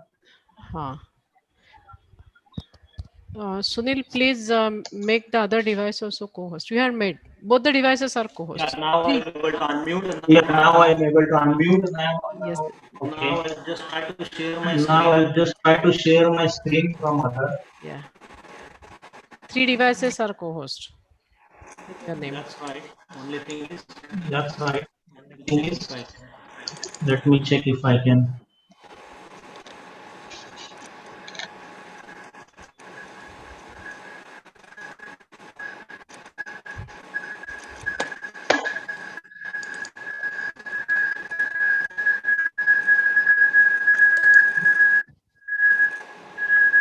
I'll just put the speaker off. Just put the speaker off.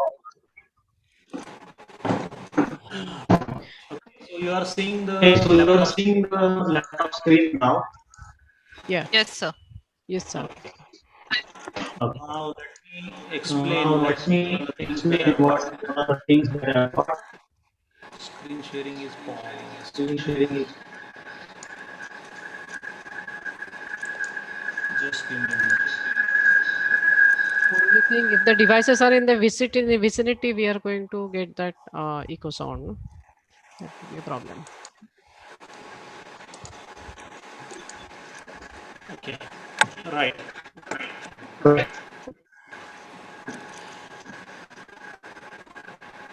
All right. So first of all, let me explain you what all things I have got.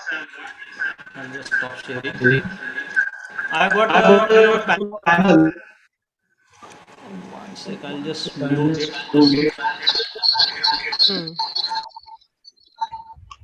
Okay. Fine. So I have got a system where I got. Okay, still is there. One second.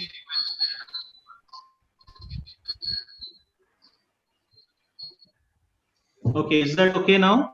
Yes, sir. Yes. All right. Okay. So now I've got a the conventional system, the legacy system, where I got the field instruments. I mean, I got the process equipment, the field instruments. Then I got the PLCs which are inside the panel. And right now I have programmed in such a way, a very simple application I have tried to build. It's like there are 3 motors which are running, which are in parallel. This is an application where 2 or 3 pumps are being used to pump out the liquid from the tank to another location. So we got a tank, we got a, I will later on show you the mimic also. So we got a tank and there are pumps. These pumps are kind of standby to each other. So they are run not simultaneously, but one pump runs at a time. And after a certain time gap, let's say after 1 day, another pump starts. Then another after 1 day, another pump starts. Then again the first pump starts. This is the kind of application that I'm talking about, where sequencing of motors is the program that I have written in my PLC. Okay, I got a PLC which gives the output to make the motors running one after another and then remain on for certain time, then become off, and then the next motor starts. Corresponding to those motors, I have got lamps on my panel. You will see that the lamps are changing, they are running in sequence. That is, red color lamp is motor 1, green color lamp is motor 2, and yellow color lamp is motor 3. So 3 motors are running in sequence. So I have got 3 lamps running in sequence on the panel. Now from this PLC, the outputs are made on for these lamps. This PLC is now, I have connected it to SCADA package. I have got a SCADA with me, that is the front end part for the PLC. On the SCADA, we will see that the pumps are running in sequence. So using the color animation on the SCADA screen, we will see that the pumps are running. That means the lamps are changing the colors, or lamps are becoming on in sequence. From the SCADA package, okay, which is a, what I would say, industry 3.2 kind of a scenario, that I have got a PLC and a SCADA with a mimic and all that. Now what I want to do is I want to put this data on the cloud, the production data or whatever shop floor data or whatever field level data, that I want to put it on the cloud. I am using the SCADA software, which also has got an OPC server built into it. OPC, if you remember, I said is the technology, is the communication protocol which is used for connecting the legacy systems these days. OPC, that is Open Platforms Connectivity, under which we had earlier version, that is Data Access 3.0. Now it is being used as a OPC Unified Architecture, OPC UA. So using that kind of a protocol, I'm going to pick up the data from the SCADA. Okay, I'm going to pick up the SCADA data from SCADA, and I'm going to put it via certain software. I'm going to put it on the cloud using MQTT broker. Now you, as participants, you have got mobile with you. Hopefully you have already got the MQTT client installed on your mobile. Yes. And using the credentials that I will provide you, you will be able to connect to that data on the cloud. So you will be able to read out that data on your mobile using that MQTT client application which is running on your mobile. So I will try to demonstrate it one by one, step by step. Okay. Gallery view mein kaise dekhna? Okay. So first thing, I think you are able to see the panel right now on your screen, Yes, right? sir. Yes. Yes, sir. And you can see that the lamps are running in sequence. Okay, I'll just demonstrate now. The red lamp, that is motor 1 lamp, is on. Okay, after I guess I put a timer of 10 seconds. After 10 seconds, now motor 2, that is green lamp, is on. Yes, sir. Now after 10 seconds, yellow lamp will become on. Okay. Now you see the yellow lamp has become on. Now again it has jumped back to the first one. Like that, the motors are running in sequence. Now same data, the value of this variable in the PLC, we will be able to monitor on our mobile, right? You are also able to see the PLCs which are there backside of the panel. Inside the panel, we got the PLC, right? There are number of different PLCs which I have got here, but I'm using only one PLC here, the center one. Then there is a panel, and then that is connected to my SCADA software. So let me just open my PLC program. I'm not going to explain the program, but I'm just going to show you the program. So are you able to see the program on your screen now? No. No, sir. Okay, I will share then. One sec. I think it has come out of the, one sec. It has come out. I'm just logging in again as Sudhir Panditrao too. Okay.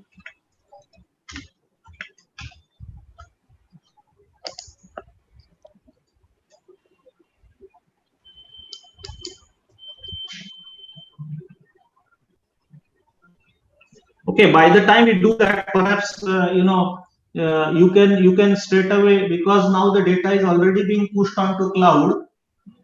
I will show you the procedure so that you can get the data also. Let me just check.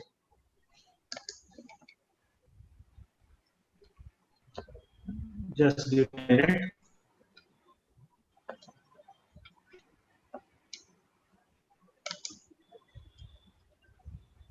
Okay, can you enable the screen sharing? I have logged in again from another device. Can you just enable?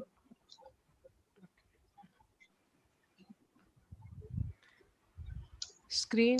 You can share screen from all the devices.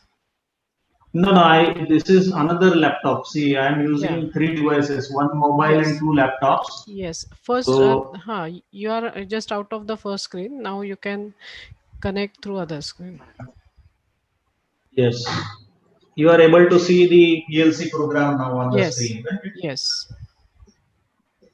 Right? Right. So this is the PLC program. I don't want to explain each and every rung of it, but basically I'm just giving you the idea that there is a separate software using which I am doing PLC programming. I have used ladder diagram as the language for building my PLC program. Sir, and you can see here 3 variables. Yeah. We are able to see only the Yes. panel. PLC program is not there. Only panel is we are observing on the screen. The only panel you are observing. I have shared actually. I have tried to share the screen, but let me just check. Just give me. On the same screen, yeah. Yeah, now we can. Now we are Now able we to can see. see that. Now there is a delay. That's why perhaps it is Yes. happening that Yes, way. yes. There is a delay. I have already shared, but now it's coming up. Okay. It's So visible. this is the PLC program. Maybe a little bit unreadable because there are so many rungs in it. So it's going to be a little bit unreadable. But I'm just trying to highlight the sequence or the process. Okay. So first, what I have done the PLC programming using ladder logic, and I have written a program for sequential running of the motors. The output from this PLC program, once the program is developed, I have downloaded it into the PLC and it is running in the PLC. Right now, I'm just monitoring it on the screen, on my laptop screen. But actually, this program is running inside the PLC. Theoretically, or if I don't have to demonstrate you, then I could have removed my laptop and still in continuation, it would have run. Okay. So the PLC program is already running. Now I will go to SCADA software and I will just show you the mimic. There is a delay. It will come up on your screen. The SCADA software, the mimic, which will show the color animation. That means the pumps are running in sequence. It will come up.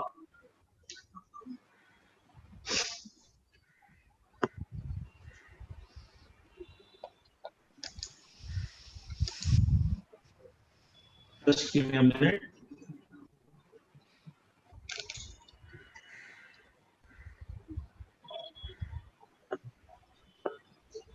Can't see any change. Okay.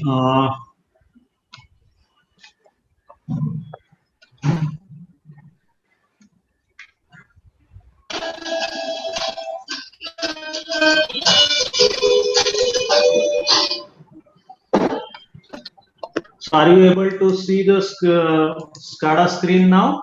Yes, sir. Yes, sir. Right. On the SCADA screen, are you able to see the color animation running? Yes. Oh, sir, this is not SCADA. No, this is not SCADA. Now it is No, coming. not SCADA. Now it is SCADA. Now it is coming. Yeah. I'll just double click on that. Now you will see the color animation also. It takes time actually through all the networks that it is going through because there are multiple Yes. logins. Now you are able to see the color Yes. animation. Yes, sir. Yes. Yes, sir. Yes, sir. Yes, sir. Okay, three motors are running in sequence. The one which is running is in the green color. The one which is not running is in the red color. Okay.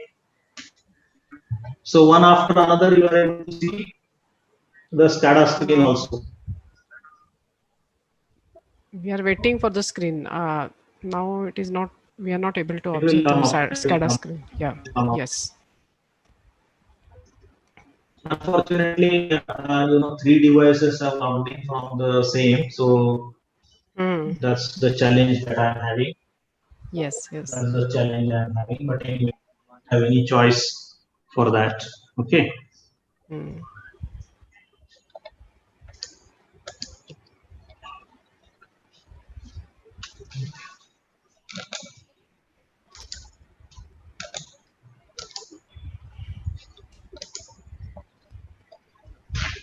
Now is that okay? I guess now at least you should be able to get that. I think earlier you had seen that, isn't it? Yes, sir. The PLC program as well as the other one.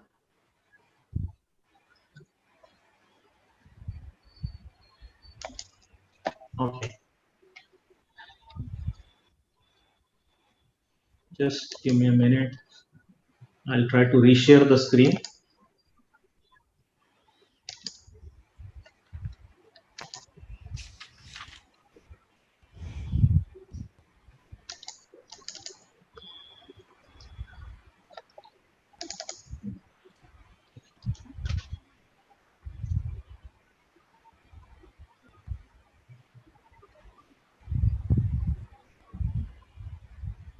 Okay.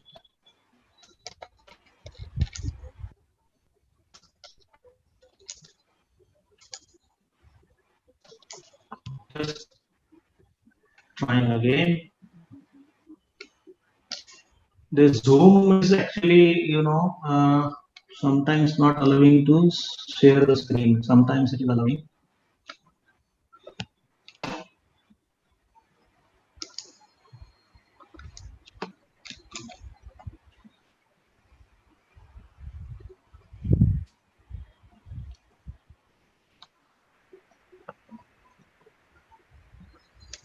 Okay.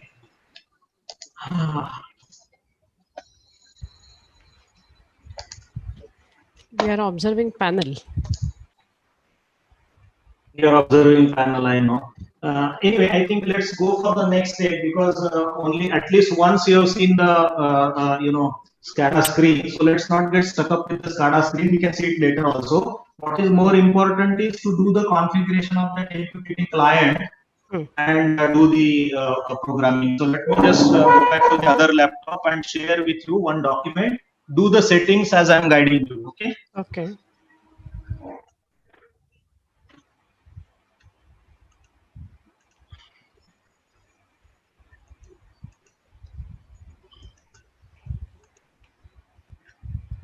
Okay, are you able to see the procedure for setting MQTT client on mobile? Not yet. No, sir. No, sir. Not yet. Ah. Now it is there. It's okay. Hmm. I will read out one by one. It is PPT now. Open the app by clicking the icon, that is MQTT client icon, that app which you have downloaded. Yes. Just start that application. And you will get a screen which is shown here.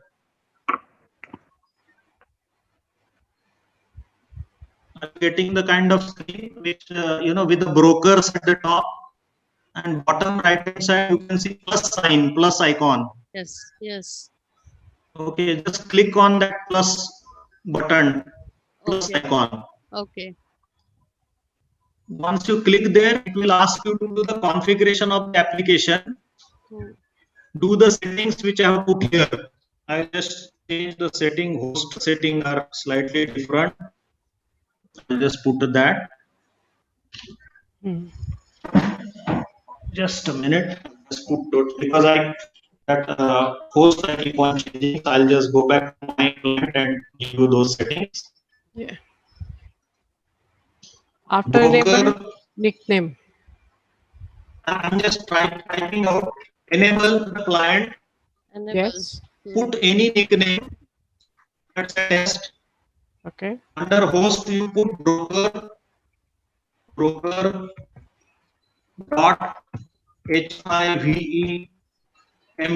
This is a kind of a public broker, MQTT broker. Sir, voice is getting not clear. Right.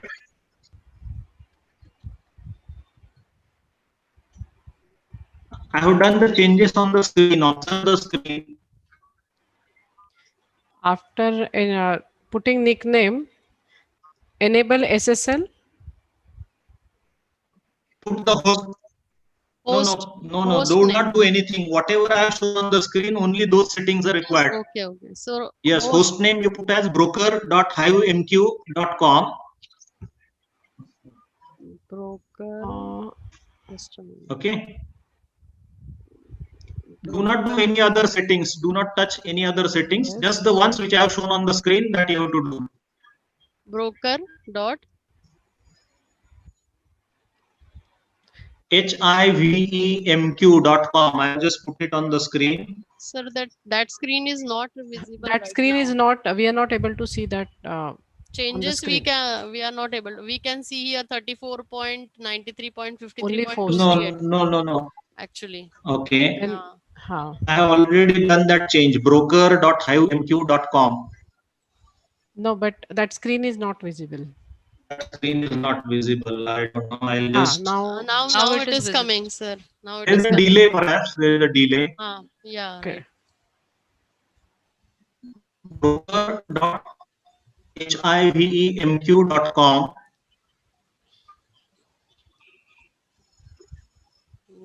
.com. Okay. Port is 1883.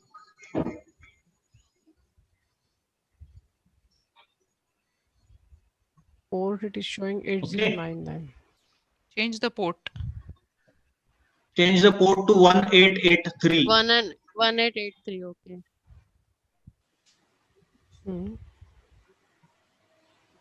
Okay. Yes, now Port it is has came. 1883. Client ID, any single digit number.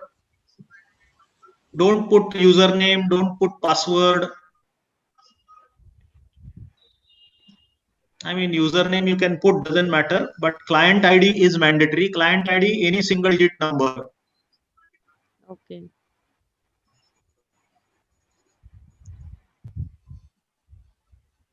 Is that okay? Everyone has understood? Yes, Just a sir. minute. Just a minute. Only 5 settings. That is, you have to enable at the top, put nickname, Yes. put the Yes. host address, put the port Yes. address, Port and put the and client ID. Yes, sir. And then at the top, you will see a floppy kind of a signal. Yes, yes, yes. That is for saving. So you have to save these settings. Okay, sir.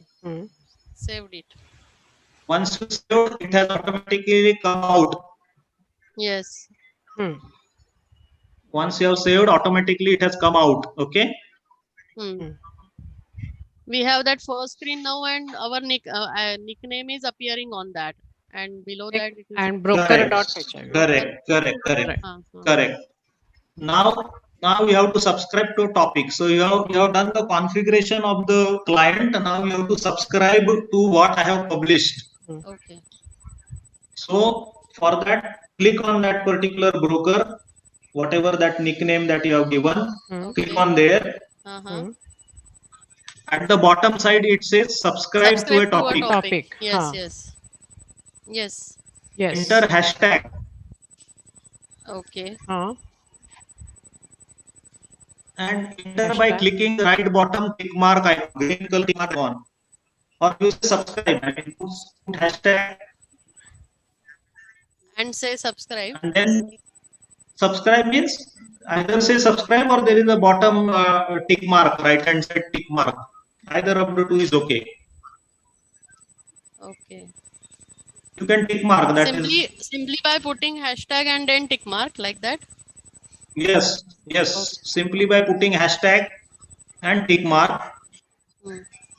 Tick mark or subscribe. Subscribe it is. Subscribe it is. You can say subscribe, you can tick mark also. This right hand side tick mark also can be done. Okay. Fine. Once subscribed, notice the number of messages received. On the right hand side, it will start showing there is a number of messages that are appearing. Just now I Super have fast no home delivery. Reconnecting to WS broker HIVMQ. That message is coming. Reconnecting. Reconnecting means now your side network, it has to get connected to this broker, and you will see some values, number of values. Like here 18 is shown on the screen. Likewise, number of values will be coming on your screen.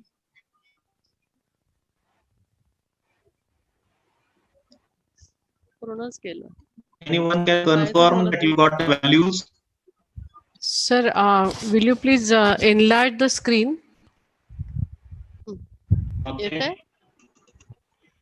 हा, nickname टाकलं, हे टाकलं ना, post मध्ये हे टाकलं, बरोबर आहे. Client ID आणि झालं. मग हे करा, सेव्ह करायचं फ्लॉपी. आणि आता हे येणार. आता इथे क्लिक करायचं आणि इथे हॅशटॅग टाकायचं आणि आलंय का तुम्हाला values? Anyone has got the values? No, sir. No, sir. Right No, now, sir. we have that no message received like that. Might be the connection problem. But on my, just a moment. After subscribing, no message Because received. parallel Like to that you, I am also doing the configuration. No message Okay, received. No do one thing. Okay, do one thing. This hashtag you just press there. It will ask you to delete all messages or delete. Okay. topic already If you exists. are not get no on the top, whatever hashtag signal is there, you just click there. It will say delete or delete all messages.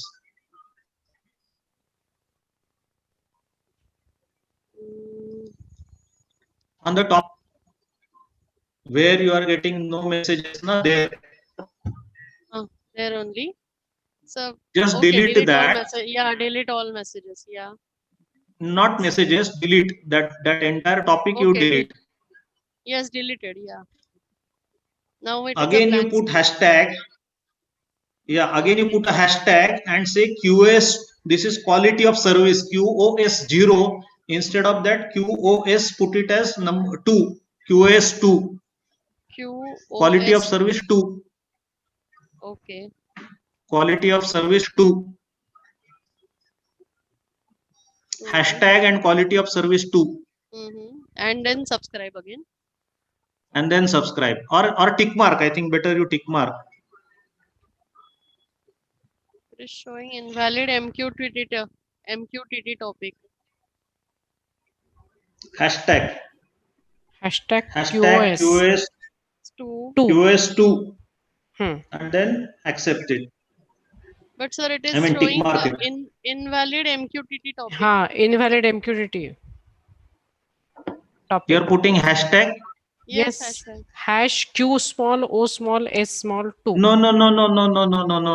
Hashtag only as a topic, and right hand side there is a QoS setting. That is QoS. If you click there, got it.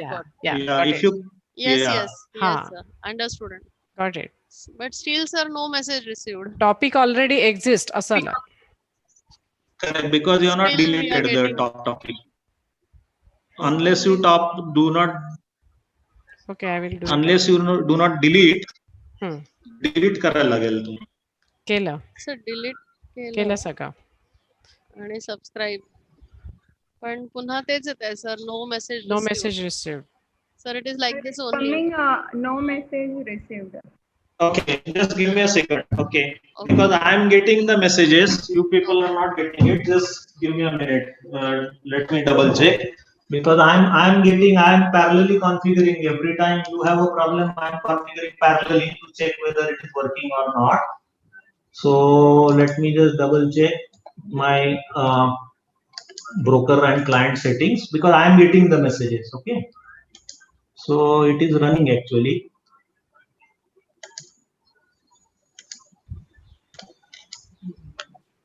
One sec.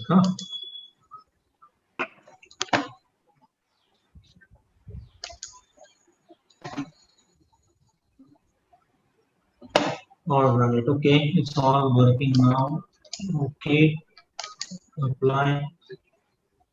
Okay, just double check your settings, because I am getting all the messages from the same broker. I'm getting. Anyone else has got the Yes, messages? Sir, some student Just have double got check. that message that saying hello and number 30, like that she got. Some Correct. So number 30, if it is there, they have to just click on that so that she can see all the 30 messages, all the 30 messages, which will be the messages of a ramp. There is another ramp signal also I have generated, and that ramp signal value they will be able to check. If you put hashtag. If you put a specific topic, related to these motors, then we can see the status of the motors also. Sir, someone Just check has how got many PA students is have equal got. to, sir, someone has got PA is equal to 95.34 like this. That's okay. PA. See, these are the ramp generated values. There is a ramp Okay. signal which I have parallelly configured. So those who are not, I mean, hashtag means whatever messages are there on this server, which includes my motor status messages, as well as just for testing purpose, I have configured a ramp signal also. And that ramp signal is a random value, that is means the values are increased in a ramp fashion. So that signal they are getting, if they are getting the values, they are of the ramp signal. I can, let's try this out for you people also, as well as for those who have got the values using hashtag. Let us put a new topic. Just put a new topic. Okay. And let us put the new topic name, which is my, I will just open that. That topic name is little tricky. Maybe I will type it also on the screen, so that you can get that particular topic. Okay, it is default, default, default slash, D should be small, default slash SUDHIR Sudhir underscore 12th June. This is my SCADA project actually. Slash Default 12th June. Sir, we are not able to see that screen. I'm typing it out on the screen. Yeah. I'm typing it out on the screen. This is a new topic name that I'm typing. Okay. You have to subscribe this topic for seeing the status of the test. Okay. This hashtag would have given you all the messages, including the ramp signal messages. Now I am giving you the topic which will give you a specific variable. So let us say motor 1 variable. Let's try to monitor motor 1 variable. For monitoring motor 1 variable, I'm giving you on typing out on the screen the parameter that you have to subscribe. So you have to go to that subscribe space, put this topic default underscore Sudhir underscore 12 June 2020. I have not yet completed. I'm just taking it out. So 12 June 2020 underscore होता म्हणून default underscore Sudhir underscore 12 June 2020. June 2020. Then slash motor 1 slash motor 1 slash sorry motor 1 underscore versa slash motor 1 underscore no, just check it on the screen. Motor 1 underscore versa, that is my PLC actually, type of the PLC that I am having, and then slash value This is the topic QoS2. I mean, when that window there, QoS window, you have to select 2 and subscribe. I'm doing it parallel so that I will make sure that I am getting it. That means you all are getting it. Okay. Sir, can you put the topic name in the chat window? It is coming on the so now it is coming. Yes. yeah, now it is coming on the screen. 12 Okay. June. Yeah. Default. अच्छा हे सगळं capital मध्ये आहे. This is underscore, Sudhir underscore, not double slash, single slash. Sir, but Shall I make it you? case matters. Case matters, yes. Okay. So, it will matter, yes. June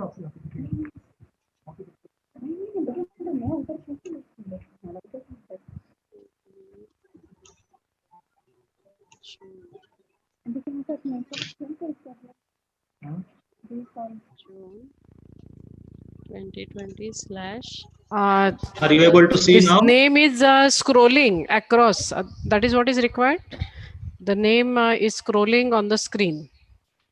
Once you have subscribed that, isn't it? Once you have subscribed, it will keep on scrolling because Yes. the text is more, na? So it will keep on scrolling. That is okay. So But once you have subscribed, now against this you should get the values. Some values you are able to see. Versa. Enter there. You should be able to see the value now. value घ्यायला value. Check with students if they are able to get this. They will get value true or value false depending upon the status of the motor. Sir, it is showing invalid MQTT topic. Where should we get value?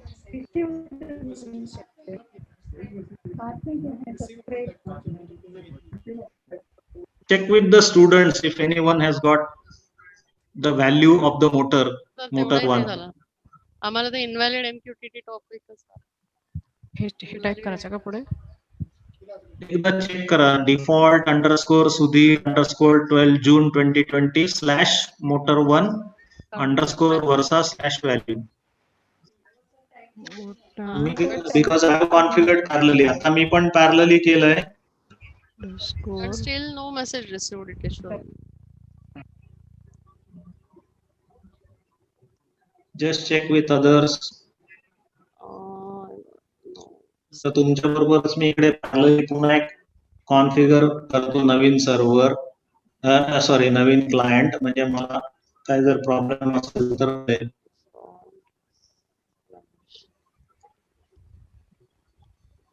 broker.hivemq.com.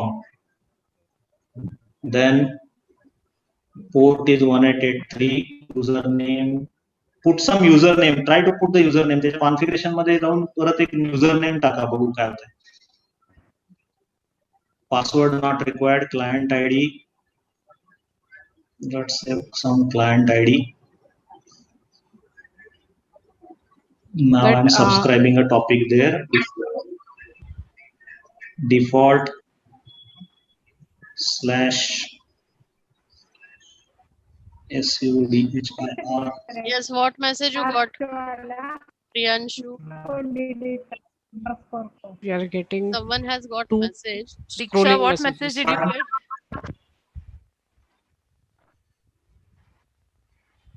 Pranal also got some message. Yeah, so they can put it in the chat box what message they have got maybe. Yeah, they are putting. They got true or false value. Someone has got Chaitali got true. Chaitali got true. Chaitali got true. True. That's Samyak, right. So what that did means you get? that particular. They continuously येत राहील ना. This will keep on coming all the time. These messages. हे काय आलं? हे त्याला आलं हे आम्हाला येतच नाहीये. फक्त काय केलं? Samyak also got true. Priyanshu got true. Yash got true. Diksha got true. हे बघा इथे हे करायचं का? हे टाकायचं आणि फक्त हॅश टाकू.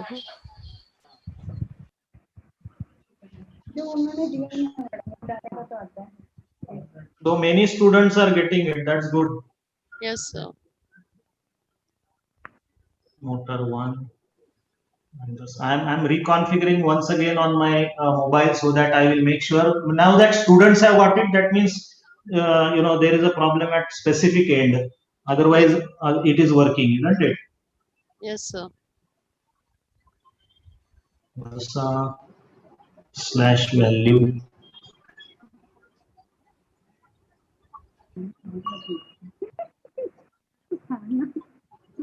Those who have got it, if they can put it in the chat box, that will be useful.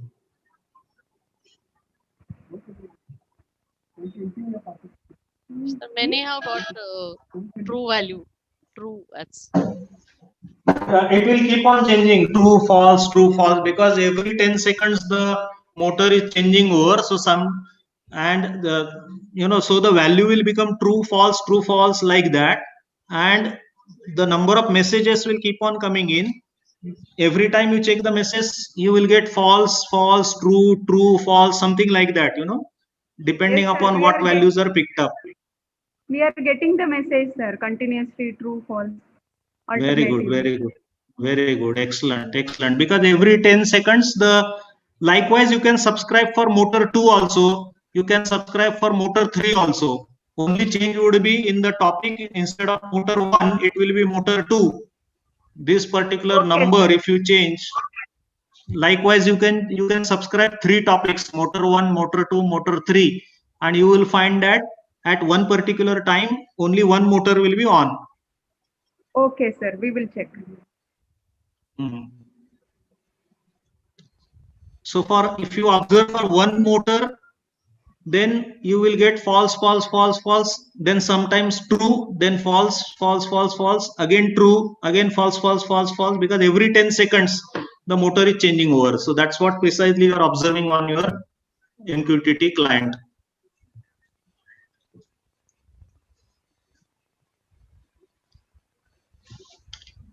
I will just put it other topics also.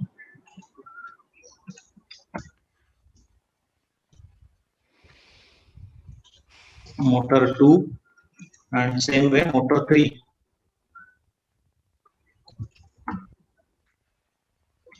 These 3 topics you can subscribe separately and you can observe the messages separately.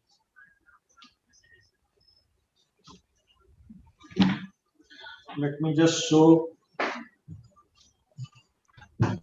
the panel again.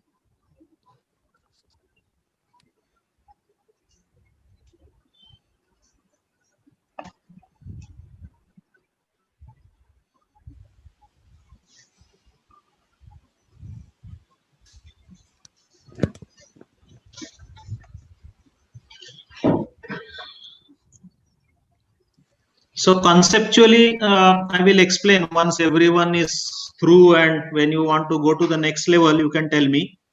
Yes. At least those who have got the messages. Yes, sir. Many of the students have got the messages. Maybe even for the 3 motors also they many got of the them. messages. Yeah. Very good, excellent. So the whole objective is sufficed actually. Yes. We wanted the students to have the confidence that how the data they can visualize, how the data can be put on the cloud and how it can be read in an app. So looking at the time, do you want me to summarize what exactly we are doing and how they are getting this data once again? Yes, sir. Yes, sir. Yes, sir. Yes, sir. All right, great. At least Yes. some of from every department, some of the teachers they have got this message. So Okay. later on, because it's for some mobiles it is taking time to get that value. Right. Maybe according This to will the be on. I will keep this on. I will keep this. I may not have the motors running all the time, but these ramp values will be on all the time. So okay, you can always subscribe to this hashtag, and moment you subscribe to hashtag this topic with QoS2, with that you will get the ramp values. So these ramp values will be available. I would say, okay, I will have to keep it running, na. At least till tomorrow you will be able to see this. I'll keep it on till tomorrow. Okay. Fine. Okay, so if you have not got it now, these motors values you may not get it because I'll switch off the panel because I'm in the office right now. And later on I have got some other meeting. So the motor signal you may not get, but this ramp signals you might be getting the values till tomorrow for sure. Fine. Okay, so just once again I will summarize what all we have done. Right. Conceptually, what we wanted to do was to get the data on cloud from a legacy system. That is in this case, I have used a programmable logic controller, PLC, as a legacy system. So what I have done is, the sensors and the actuators, they are connected to the PLC. From PLC, I have connected it to the SCADA software. On a SCADA software, I have seen the Mimic. This is a conventional system. There is no cloud component, there is no 4.2 component or whatever it is. This is a conventional system that I have field instrumentation, I have a PLC, and I have DCS. I have PLC and a SCADA at the front end. Now, what I want to do is certain critical parameters, obviously not motor 1, 2, 3, but some critical parameters. Motor 1, 2, 3 was only for demonstration purpose, but certain critical parameters, some production report, I want to get it on the cloud for doing some analysis. Okay, so that is the industry 4.0 component, in the sense getting the data on the cloud. Then, of course, using some artificial intelligence or some machine learning has to be there, which right now we are not using, because again, you have to understand that building a machine learning algorithm would take perhaps a couple of months based on the domain knowledge or the analysis that you are doing. So I have not added the 4.0 component as such. So you can still say that this is industry 3.5, if at all we have to say so. There is no definition like 3.5, but you can say at least you have got the data from the legacy systems, that is from the SCADA, using the OPC server, which is already built into my SCADA package. I have picked up the data in some kind of another software which puts it onto the MQTT broker. And that MQTT broker I have used is a public broker. So this, whatever that broker.hivemq.com, this is a public broker, means tomorrow you can use it. I mean, it's open kind of a broker. If you want to do some testing on your own for your system, this broker can be still used for testing purpose. Otherwise, I have my own private server or private broker, which earlier that that IP address which you are seeing. So I have got that particular private broker with me. So when it is a public broker, there is a possibility of security issue. But when it is my actual industrial application, I will use my own broker, private broker with a different IP address. But for your purpose, for you to understand, we have used that public broker, broker.hivemq.com. So that is where my data from SCADA, which was taken via OPC protocol, another software pushed it to the MQTT broker. And your mobile, you have installed MQTT client, and that MQTT client software or that app, we have configured the first we configured the broker, the MQTT client we already configured, and then we subscribed to a particular topic. So this topic was published from the broker side, which you have subscribed. So when you put a hashtag means all messages that are available on the broker are actually subscribed. And when you want to subscribe a specific data, specific variable, then you have to configure that variable. That's where we have configured it like default / whatever that Sudhir _12 June 2020 / motor1 _ Versa / value. That is the path that we have given, and then quality of service 2. Once you subscribed to that particular topic, all the messages that are available on the broker related to this topic, they are now available for you to browse, to check, to read. Actually, there is also a possibility, if I would have done so, you could have actually changed the values also from your mobile. But I purposely did not want to do it because so many people are right now, logged in. There will be a clash. Otherwise, it is also possible that you can alter the data from that particular app and push it to the broker, and that will come to my SCADA. From there, it will go to my PLC, and from there, it will get actually actuated,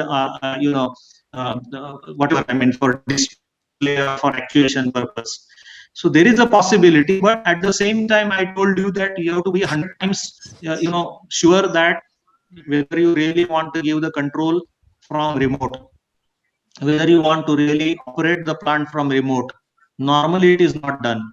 Only only one way. In a way, reports are being read on such type of apps.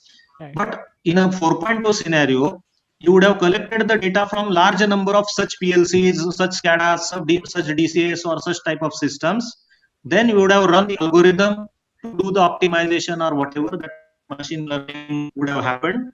And then the decision for changing certain parameters, that means let's say set point or certain production scheduling or whatever, that would have happened at the cloud level. And then that decision would have come back via the same route to SCADA, to PLC, and to the actual field.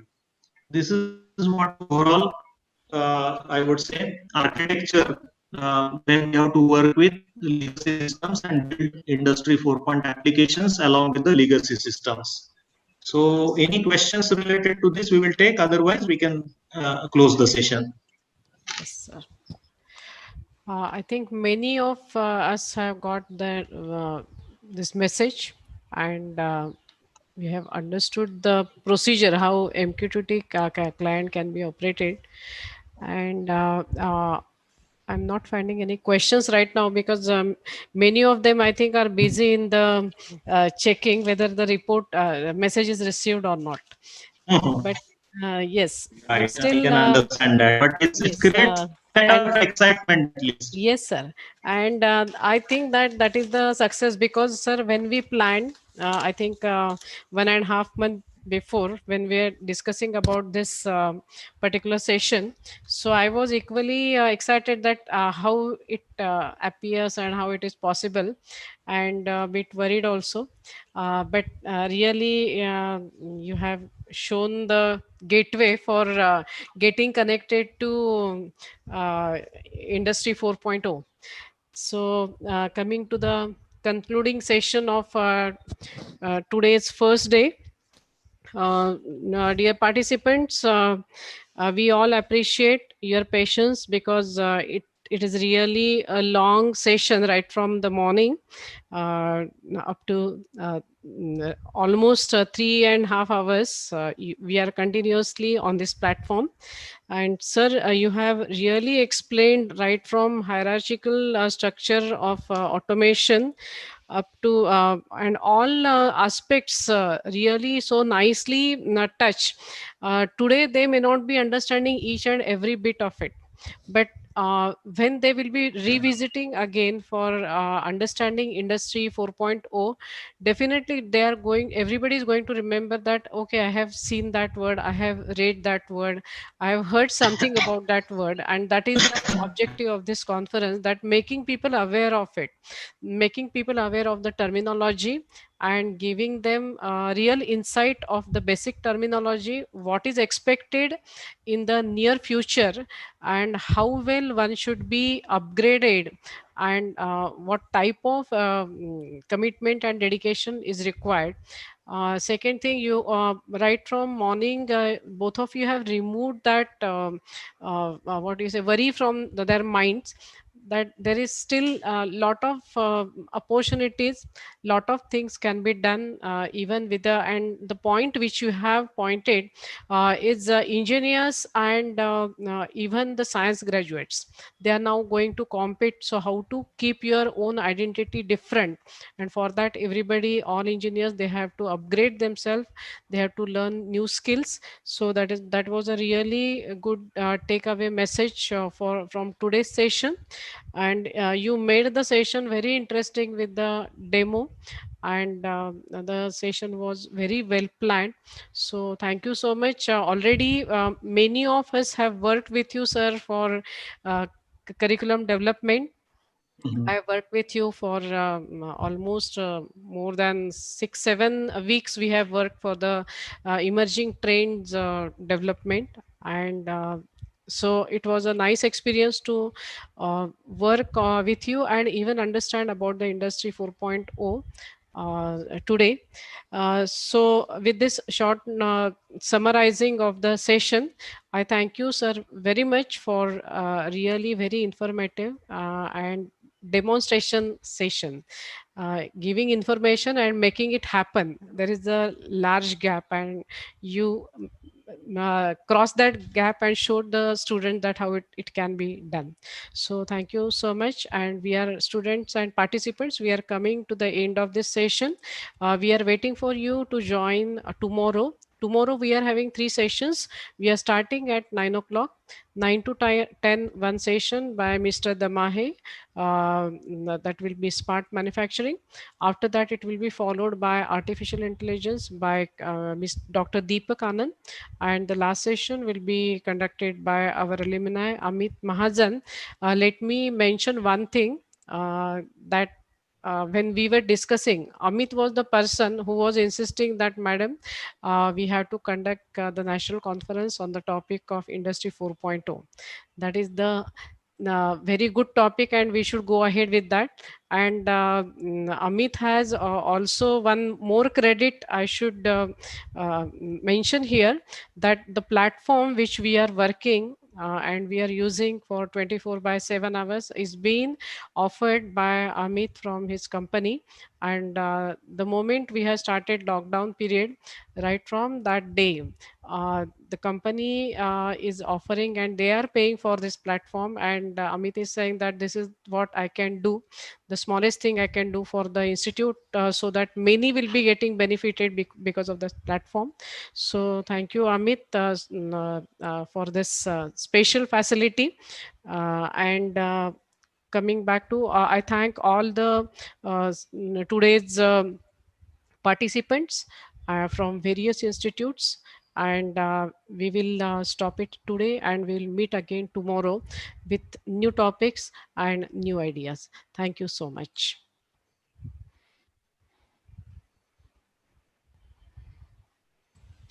Thank you, Madam.